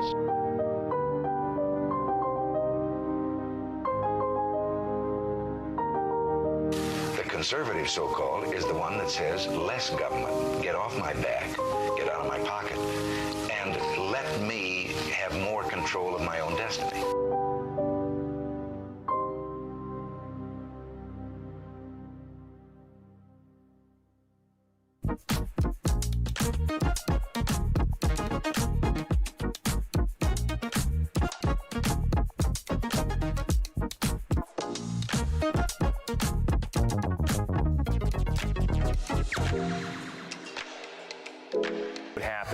If I had to pick up the phone, call 911 for one of my family members or one of my neighbors, what would I do if no one was on the other end to respond? Good morning, Rise and Freedom. I'm Austin Peterson. You're watching and listening to the Wake Up America show at wakeupAmericaShow.com. Boy, that last interview was a tough one. I mean, you got to be ready for those questions. I mean, if you're running for president of the United States, you're going to have to face those kinds of questions, even if it's not under the purview of the executive branch, because people want to know how you feel about those deeply intimate questions. And frankly, when you fly the Christian cross next to the pride flag on your profile, you're going to get questions about LGBTQ issues. So how did you think I did? Maybe you thought I was a little bit too harsh on my last guest? I'd love to hear your thoughts. Send us a text at 573-319-1586. That's 573-319-1586. We'll be glad to hear your thoughts on that. Was I a little bit too hard on him? Maybe I was a little bit. We'll definitely have him back, though, and ask him some more questions. That was Chase Oliver. And don't forget, if you're just tuning into the show, make sure you click that like button and subscribe to the channel so that you can get updates when we go live. The Wake Up America show is every Monday through Friday from 7 a.m. to 9 a.m. Central Time. So 2 hours of freedom fighting in the morning. Have a cup of coffee with it. And if that coffee is anything, it ought to be Founding Flavors. Yes, my wife and I are excited to announce that we are launching our very first coffee brand today. Oh, don't get so excited. No.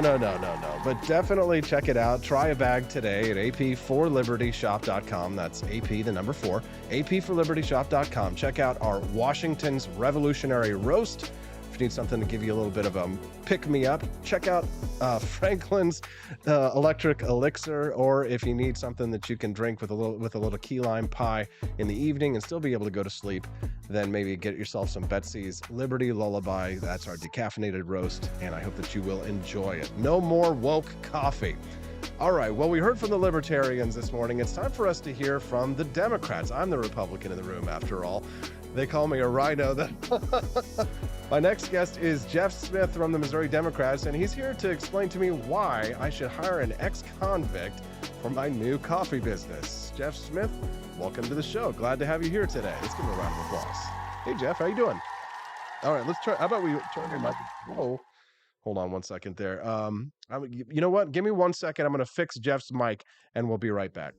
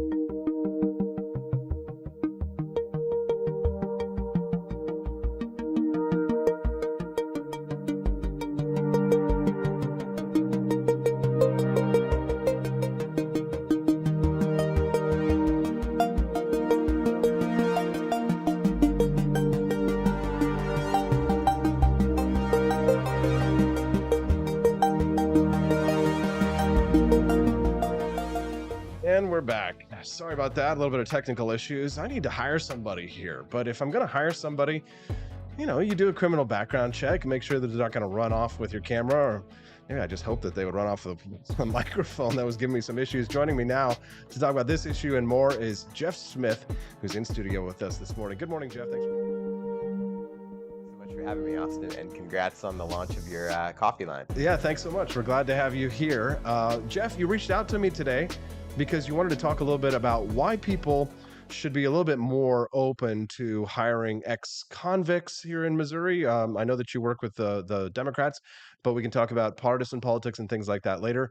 Why is this an issue that you've decided to take up the banner of? Well, it's an issue that's personal for me as a formerly incarcerated person. Almost 15 years ago, I was locked up in federal prison, was sentenced to a year and a day, and met some of the smartest, most interesting, and most entrepreneurial people I'd ever met in my life while I was locked up. It's very different than kind of, I think, how prison is very different from the way a lot of people conceptualize it. I will tell you that in prison, and you're an entrepreneur, so hopefully this will resonate with you, but everybody I met almost could explain to you the same concepts that you would learn at Olin Business School at WashU, maybe in a little bit different parlance, you know, usually the parlance of the drug trade, because 99% of the people that I was locked up with were there for drugs, but which I think we probably have some common ground on in terms of the way that we treat drug possession in this country. But I will tell you that whether you're talking about supply chain management or new product launch or barriers to entry promotional incentives, territorial expansion. I heard every one of these that you would learn in business school explained very lucidly by different people in prison. But the saddest thing about it was that there was almost no training or courses or programming to help people translate their intuitive grasp of pretty sophisticated business concepts into an actual legal legit enterprise when they came home. And so I have spent most of my time since coming out of prison, a lot of my time making sure that part of my life was dedicated to helping people coming out of prison reintegrate back into society successfully and help them get some of the kinds of training and experiences and opportunities that sadly our prison system doesn't prepare people for when they come home. If you're just tuning into the Wake Up America show, good morning. I'm Austin Peterson. I'm speaking to Jeff Smith. He's talking to us a little bit today about why people should be more open to hiring ex-convicts. We certainly have had a lot of economic turbulence in the last few years, and the job market has been in turmoil. It's been really difficult as an employer to try and find good people to be able to fill these roles. But I admit, Jeff, I'm a little bit trepidatious, if you will, about hiring someone who I'm concerned might not have seen the error of their ways. So, a lot of employers, when they make determinations on who they should hire, the first thing that they do is they look at somebody's criminal record. But how would you convince somebody to look past something like that? And what traits would you say that you should look for to try and find out if somebody really has learned the error of their ways? Yeah, so I think, you definitely reference one of the first and most important things, which is to have a conversation with them to see if they've kind of accepted responsibility for what they did.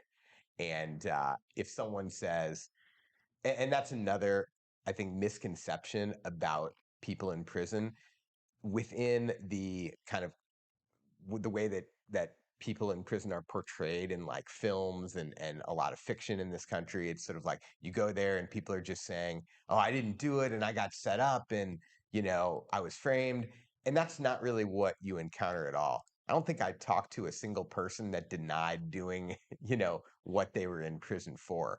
So I think acceptance of responsibility is a key thing. I think there are other traits that people who come out of prison tend to exhibit that are really advantageous for them in the workplace.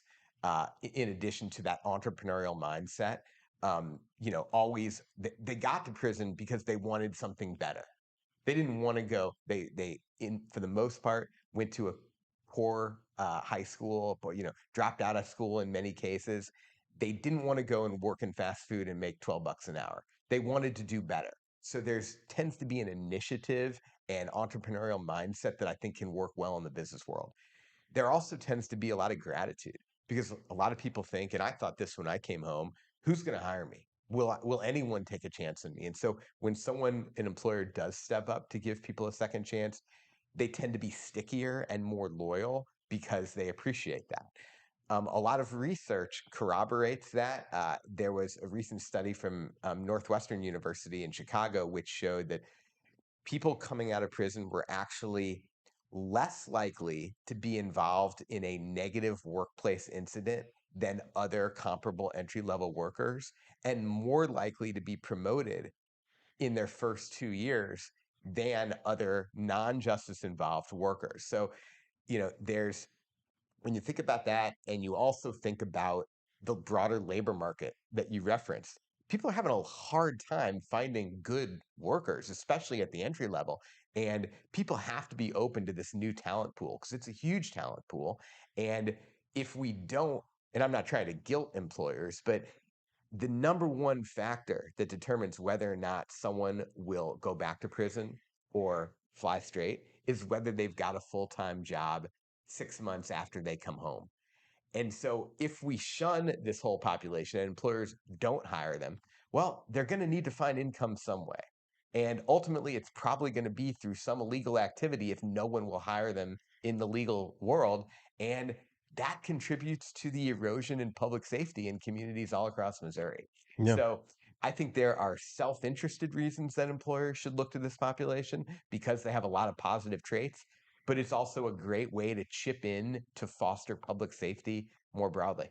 Honestly, it does make a lot of sense. If you're just tuning into the Wake Up America show, good morning. We're glad to have you here. It's nice to have a guest in studio like Jeff Smith. See, we like to have people from all over the spectrum on the Wake Up America show. I'm a libertarian Republican, but I love to hear from the Libertarian Party people like we did a little bit earlier. And now I'm speaking to someone from the Missouri Democrats, Jeff Smith, who's in here arguing in favor of hiring ex-convicts. So why you should take a look beyond their criminal record and consider the full breadth of what someone might be able to offer as an employee. And certainly if we want to prevent recidivism, that means people going back into jail, then then we definitely need to consider hiring ex-cons. Is there anything about this you look like you wanted to chime in there? Well, I wanted to say, I know, I'm sure we have some political differences, but from a libertarian perspective, is there any better example of big government run amok, bloated big government than our criminal justice system, right? With poor results historically. If a business would put out products and 2 out of every 3 of the products be defective, that business wouldn't survive. And yet, for decades in this country, about 2 out of 3 people coming out of prison have ended up going back. And yet we've tolerated that failure. So I'm thankful that the Missouri Department of Corrections wants to find ways to reduce recidivism. Historically, there's about 25,000 over the last decade or so, around 25,000 people in Missouri state prisons. And about 10,000 people come home every year. And yet that population tends to stay the same. Even though almost half the people in come out, we replenish that number every year. That's sad.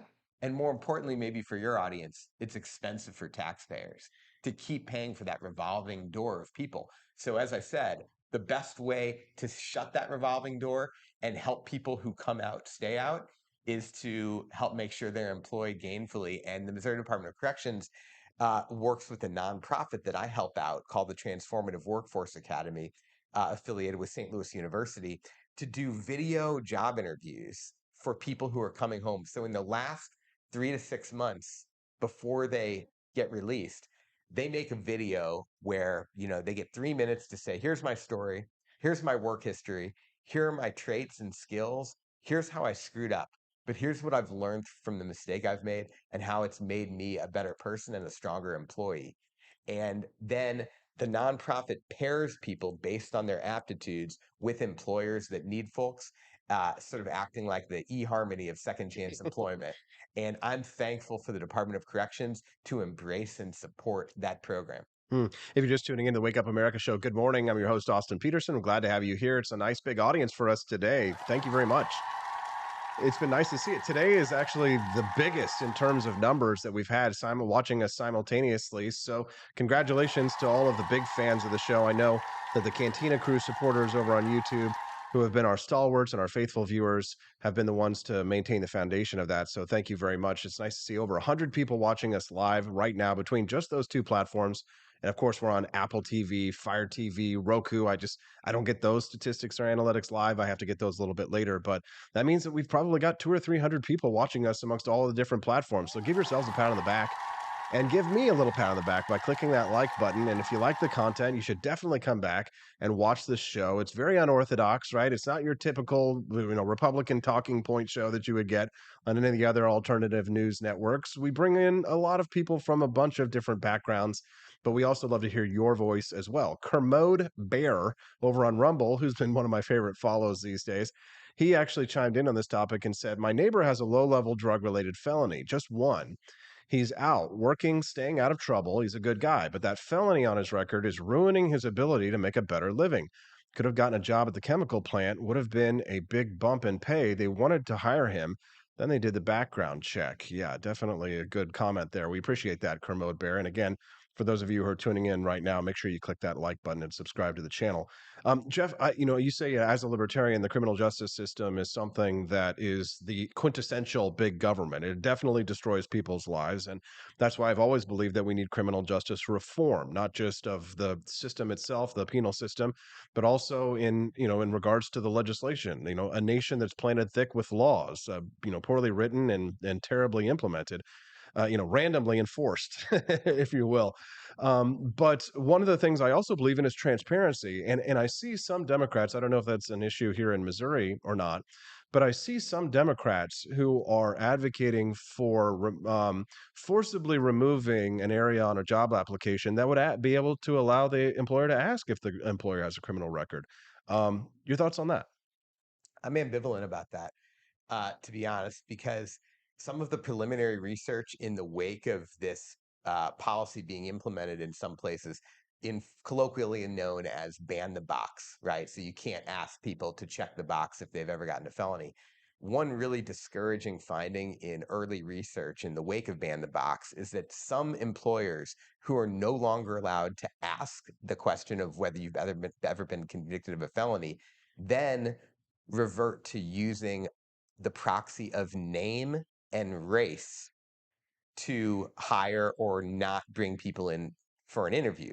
So when they can't ask if you've ever been convicted of a felony and they see someone with a stereotypically black name, then they just pop them out of the file, assuming that they've been convicted of something. So, and this is probably, I'm going to sound like a libertarian here.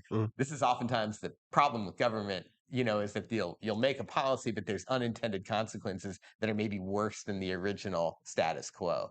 And so that's the source of my ambivalence around ban the box. What we do at the Transformative Workforce Academy is not fail to disclose someone's felony conviction, but be upfront with employers and recruit companies and say, if there's a certain type of felony conviction that you can't handle at your organization, that's fine. We won't send you those people. So we're not going to send a person who's relapsed, a drug addict who's relapsed 10 times to go work at a pharmacy.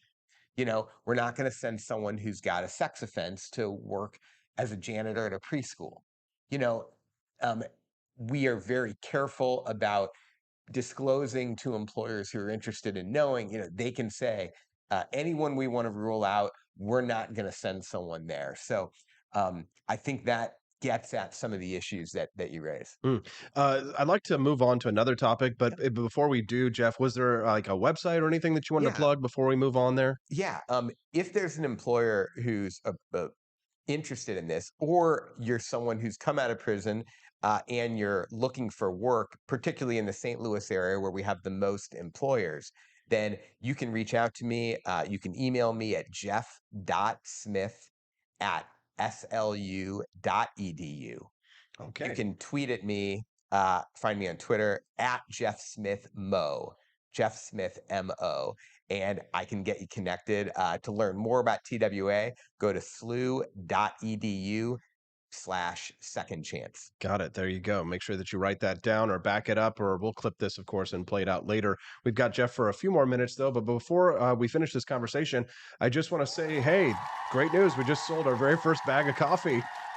Thanks so much to Doug, who bought our very first bag of Washington's Revolutionary Roast. He bought, I hope that you did mean to buy whole bean, just FYI, just so you know, there is an option. You can buy whole bean or you can buy grounds for our brand new coffee brand, the Washington's Revolutionary Roast. Nice medium roast there. Hope you enjoy it, Doug, and let us know what you think about it when it comes in. So congratulations, you're the very first purchaser of the Revolutionary Roast coffee. All right, Jeff, so while I got you here, just for a couple of minutes, I'd like to talk to you because, you got the state of Missouri right behind you there on the camera, and I know you're a Missouri Democrat.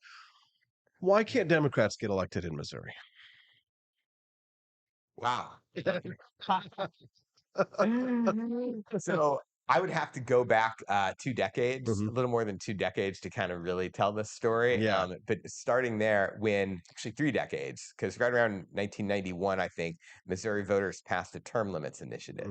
And Democrats traditionally had big majorities in the state house and state This senate. used to be a Democrat state. It was a Democrat state, and especially in ancestrally Democratic parts of eastern Missouri, southeast Missouri down to the Boot Heel, northeast Missouri up through Little Dixie, Hannibal, Bowling Green, those areas. People who were old school Southern Democrats had settled those regions. People from Kentucky, Virginia had come out west, settled northeast Missouri. They brought their Democratic tendencies with them. A little further south, the same thing had happened throughout southeast Missouri. So we were a Democratic state, and we elected pro-gun, pro-life, pro-working class populist Democrats to the legislature from those rural parts of eastern Missouri.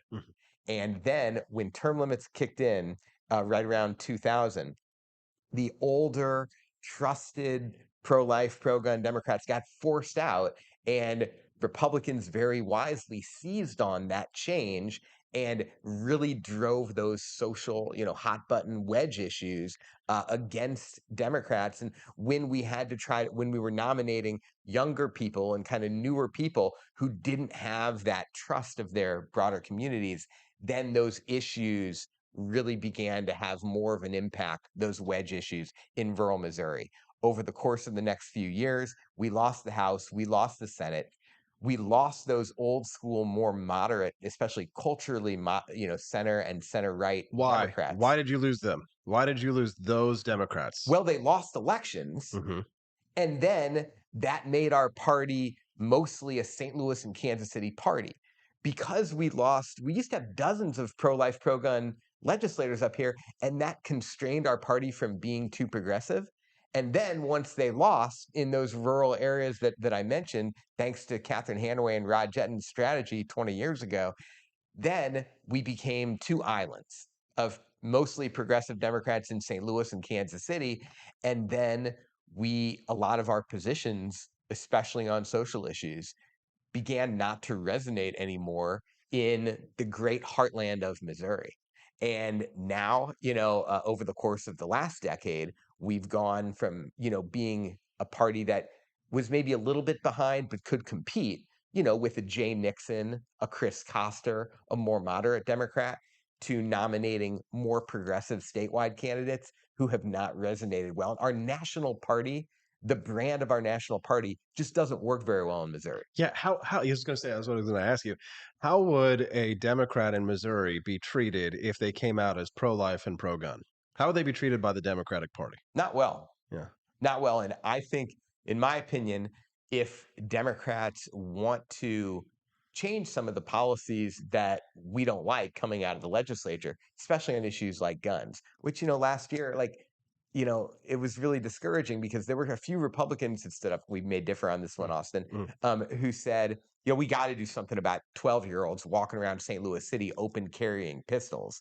This is hurting the economy. It's hurting public safety. It's just hurting the image of the city nationally, which already struggles with being one of the highest, violent crime cities in the country. And some common sense, Republicans like Lane Roberts, got up and said, look, we gotta fix this. We gotta make this a crime or give the city the ability to criminalize this. And the Firearms Coalition on kind of the far right, basically said, oh, they're gonna take everyone's guns, like they say whenever there's any, like people like David Hogg says, or people like what's the Texas guy who keeps running for governor? Beto, yeah, hell yes, we're coming for your AK-47, and hell yes, we're going to take your AR-15. And that wasn't what was going on with this legislation proposed by some Republicans. Right. But for better or for worse, that issue has really made it hard in rural Missouri for Democrats to run for office and say, I'm a hunter, I'm a lifelong hunter, because right now Democrats are not trusted in most of rural Missouri because our national party has moved left on a lot of these issues and is not hospitable to moderate Democrats who could win in these districts. If we want to make progress, though, we've got to be more heterodox and more tolerant of people who may hew to the Democratic Party platform on most issues, but maybe not on every issue. Maybe they're pro-gun, or maybe they're pro-life, and that's a sincere belief. But how can you confront people in your own party when the left is so focused on conformity? Now, I'll tell you that as somebody who's been in the Libertarian parties and the Republican parties, conformity is definitely a thing, right? If you're not pro-Trump, then get the hell out. There's a lot of that. There's that cultish behavior. But I mean, my brother, who has been a Democratic voter his entire life, he's a member of the LGBT community, had to vote Republican for the first time in his life over the last election because he's now been pushed out of the coalition for not adopting, the the orthodoxy in love. How do you fight this fight in a party that is it now seems that orthodoxy is what it's all about? I mean, more than the religious right, more than the moral majority, people the fundies that I clash with quite frequently in the Republican Party, the left is the stone wall of orthodoxy. How do you fight that fight? Yeah, so I Because mean, you're going to keep losing elections. well, I tried to fight that fight personally around education reform when I was in the state Senate 15 years ago, and I supported different alternatives to traditional public education, which hasn't been working very well in St. Louis for 50 years. So I supported charter schools. I supported open enrollment, whereby kids could transfer across district lines, and various other mechanisms to bring more competition into public education, because it has struggled so much in St. Louis. So that wasn't party orthodoxy that I was violating. And I was trying to show that, like, look, we got to respond to parents who want different options for their kids. That's all, they're not horrible people for wanting better. If you're rich, you already have school choice. You just pay for a private school, or you move to a more affluent community with better schools. If you're poor, in many cases, you're trapped in a failing public school. So I was trying to reframe that issue as an issue that should be a core Democratic issue. When it comes to healthcare, we want the poorest to have a chance. When it comes to housing, we want the poorest to have a decent place to live. But when it comes to education, too many Democrats just worry about the institution or the bureaucracy or the school district instead of worrying about the family and the kid. So that was an orthodoxy that I didn't, hew to. And I'm hoping that we can find candidates who fit their district wherever they are in Missouri, which is going to be the only way to get back to something close to parity in the state legislature. My position is not necessarily a popular one among my party, but that's how I feel. No, but it's a good issue, and it's one that I like to hear Democrats talking about for sure, especially from Jeff's point of view. Good morning. If you're just tuning in the Wake Up America show, you may be asking yourself, Austin, why are you going a little bit late? Well, it's because I started a little bit late, and I do know that for the Apple TV, Fire TV, Roku users, that they are waiting for the next show. So I'm going to go ahead. If you're watching us over on that network, and you see the stream get shut down, but you want to see this conversation continue, and Jeff, do you have a couple more minutes? Sure. Okay, Sure. stick around for a couple more minutes.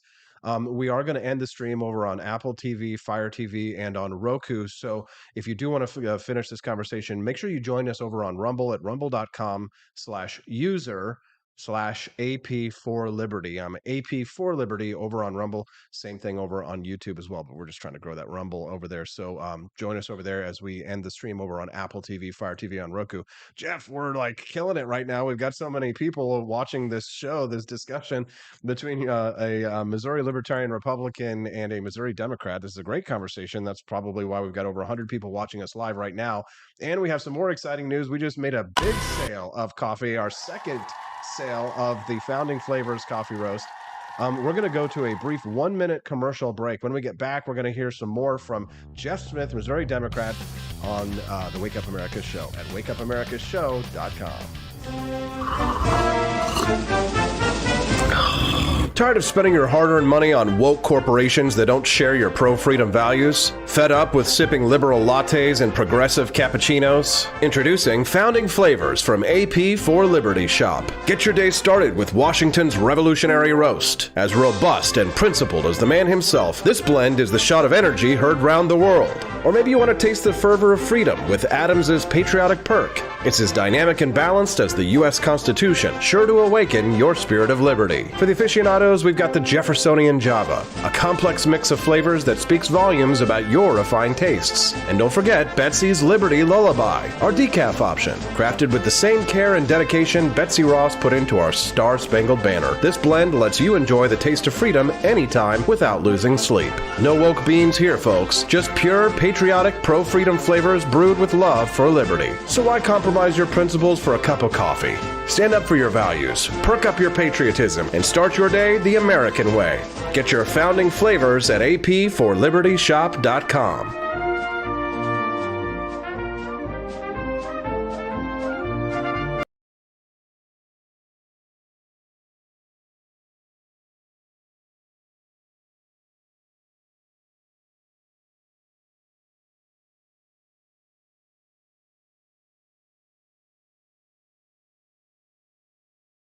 I'm Donald Trump, and I approve this message. Believe me, Austin Peterson is the best. He's got the greatest Wake Up America show I've ever seen. Whenever I tune in the mornings and watch the live stream, let me tell you, he has got the absolute best content. I love his guests. It's just a total blast to watch, and I highly endorse and recommend the Wake Up America show. It's terrific, believe me. Step right up, ladies and gents, to learn about the coolest president yet. He's not just any old prez, he's Calvin Coolidge, and boy oh boy is he different from the rest. He was quiet as a mouse, but don't you underestimate his power. He knew how to handle money, and he didn't waste an hour. He cut taxes, lowered debt, and balanced the budget with ease. No wonder the roaring 20s brought such prosperity and peace. But don't take my word for it. Grab a copy of Calvin the Coolest President and see for yourself. It's a children's book that'll make you smile and help your little ones learn about wealth. You can find it on Amazon Kindle or get your hands on a paperback at apforlibertyshop.com. So come on down and get yourself a copy of the book that's making waves all around town. You won't regret it, so get ready to be floored because Calvin Coolidge, well, folks, he really scored.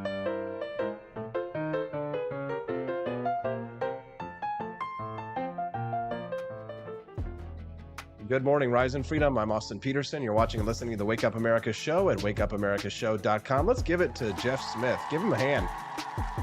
It's nice for the Democrats to show their faces every once in a while here in the Republican stronghold of Missouri. That's right, Cole County. Well, how do I know that these people are super hardcore Republicans? Well, that's because when I ran for Senate here in 2018, I received 17.76% of the vote in Cole County, Missouri. Highest of the entire state. Everywhere else was around 8%. But that's how we got our next senator, Josh Hawley from Missouri, who my next guest here, or my current guest, Jeff Smith, is not a big fan of course, as a Missouri Democrat. Hey, Jeff, thanks for sticking around. We appreciate it. Sure. Glad to be here. Josh Hawley, is he unbeatable? People are like, Austin, you're going to run against Josh Hawley? You're going to run against Josh Hawley? I'm like, well, that's a suicide mission. So if it's a suicide mission for me, what's the chance of Missouri Democrats got against him? So it's a long shot, and I think even those people running understand that it's an uphill battle. They have a couple things going for them. The first thing going for them is that there's national money available to any Democrat running against Josh Hawley because he, of course, became a national figure in the wake of January 6th. We all saw he would call it iconic picture. I would call it a disgraceful picture of him raising his fist to encourage those who ultimately rioted on our nation's capital, one of the saddest days, I think, in our country's history, on January 6th. Then there was, of course, the humiliating picture of him running away from the rioters that he had encouraged earlier that day that we all saw during the January 6th hearings. Without his declaration that he planned to object to the approval of the electoral votes that day, that Mike Pence thankfully stood up and did the right thing. Without Hawley declaring that he planned to object to it, we very well may never have had that searing experience in our country's history. And I think that people should hold him accountable for that. But a lot of Missouri Republicans agree with him that the election was, quote unquote, stolen. And I don't know that he really believes that, but he pretended to believe that in that moment as a Trump sycophant. And I think because of that, there is going to be not unlimited amount, but there will be potentially $5, $10, $15 million that could come in for the right nominee to go against him next year. Who is the right nominee, though? Because I'm seeing some names being tossed around. I know Lucas Kunce ran last time around. He's kind of like, a moderate, more populist style Democrat, military veteran and things like that. But then they pushed him aside for that St. Louis KKK lady. What was her name?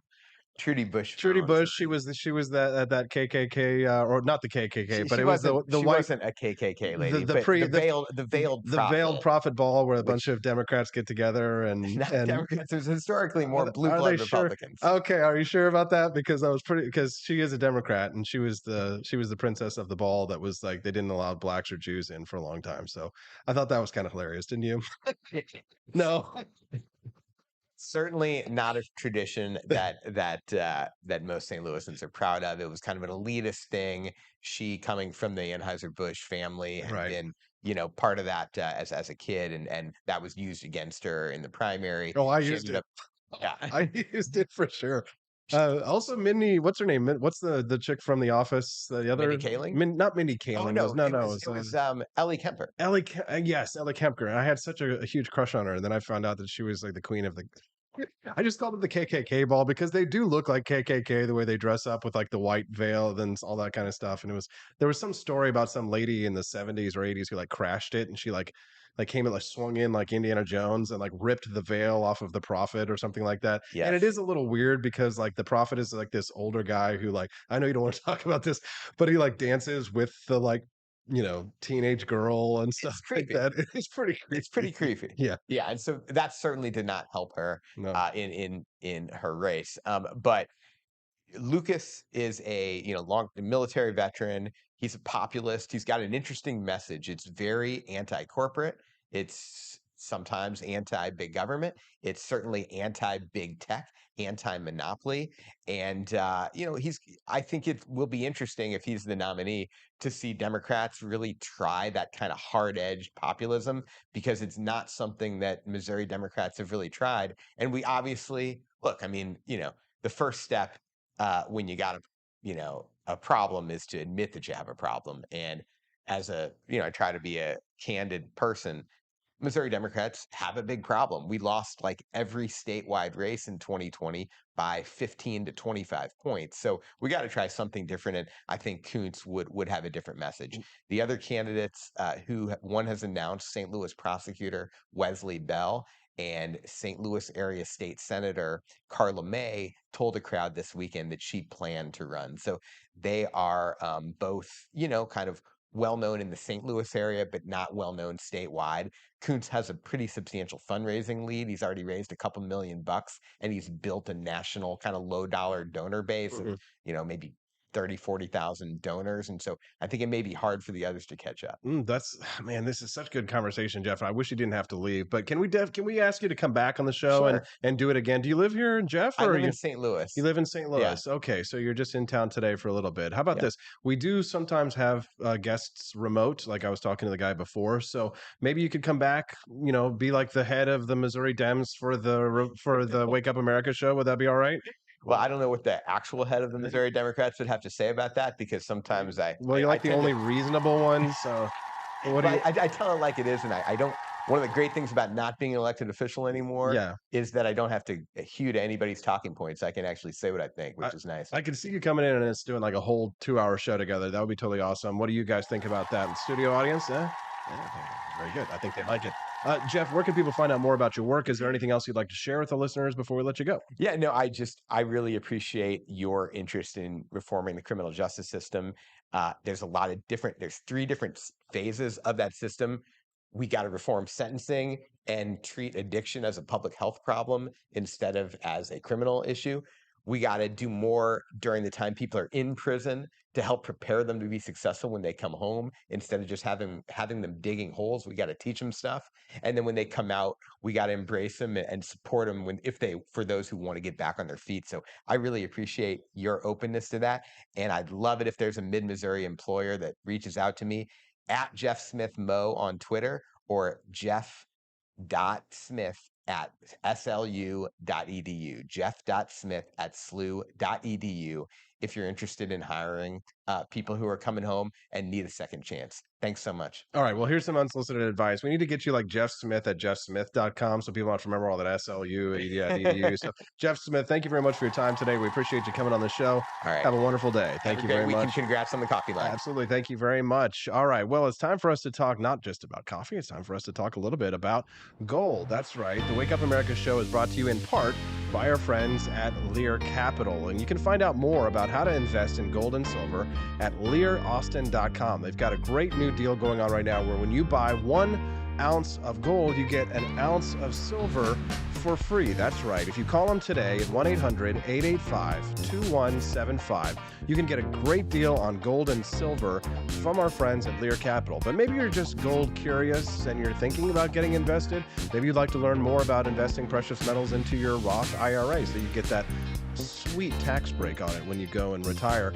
Well, give them a call today and ask them a question at 885-2175. That's 1-800-885-2175. But if you just want to get a little bit more info today, they'll send you a free gold and silver information packet at LEARAUSTIN. That's LEARAUSTIN.com. And that's all I got for today. Thanks so much for tuning into the show. Thanks for sticking around, even though we went a little bit longer. Before you leave, make sure you click that like button and subscribe to the channel. And of course, check out our awesome new Founding Flavors coffee brand. That's right, an exclusive product line from apforlibertyshop.com. And we'll see you tomorrow on the Wake Up America show at wakeupAmericaShow.com.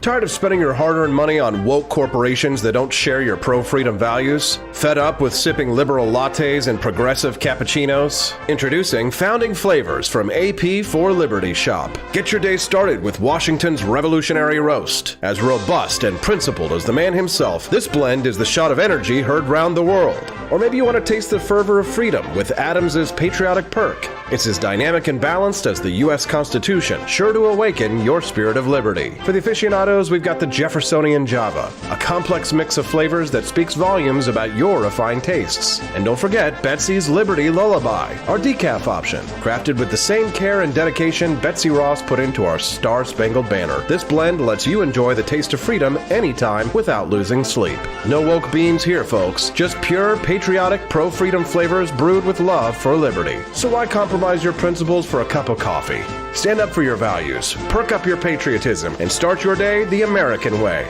Get your Founding Flavors at apforlibertyshop.com.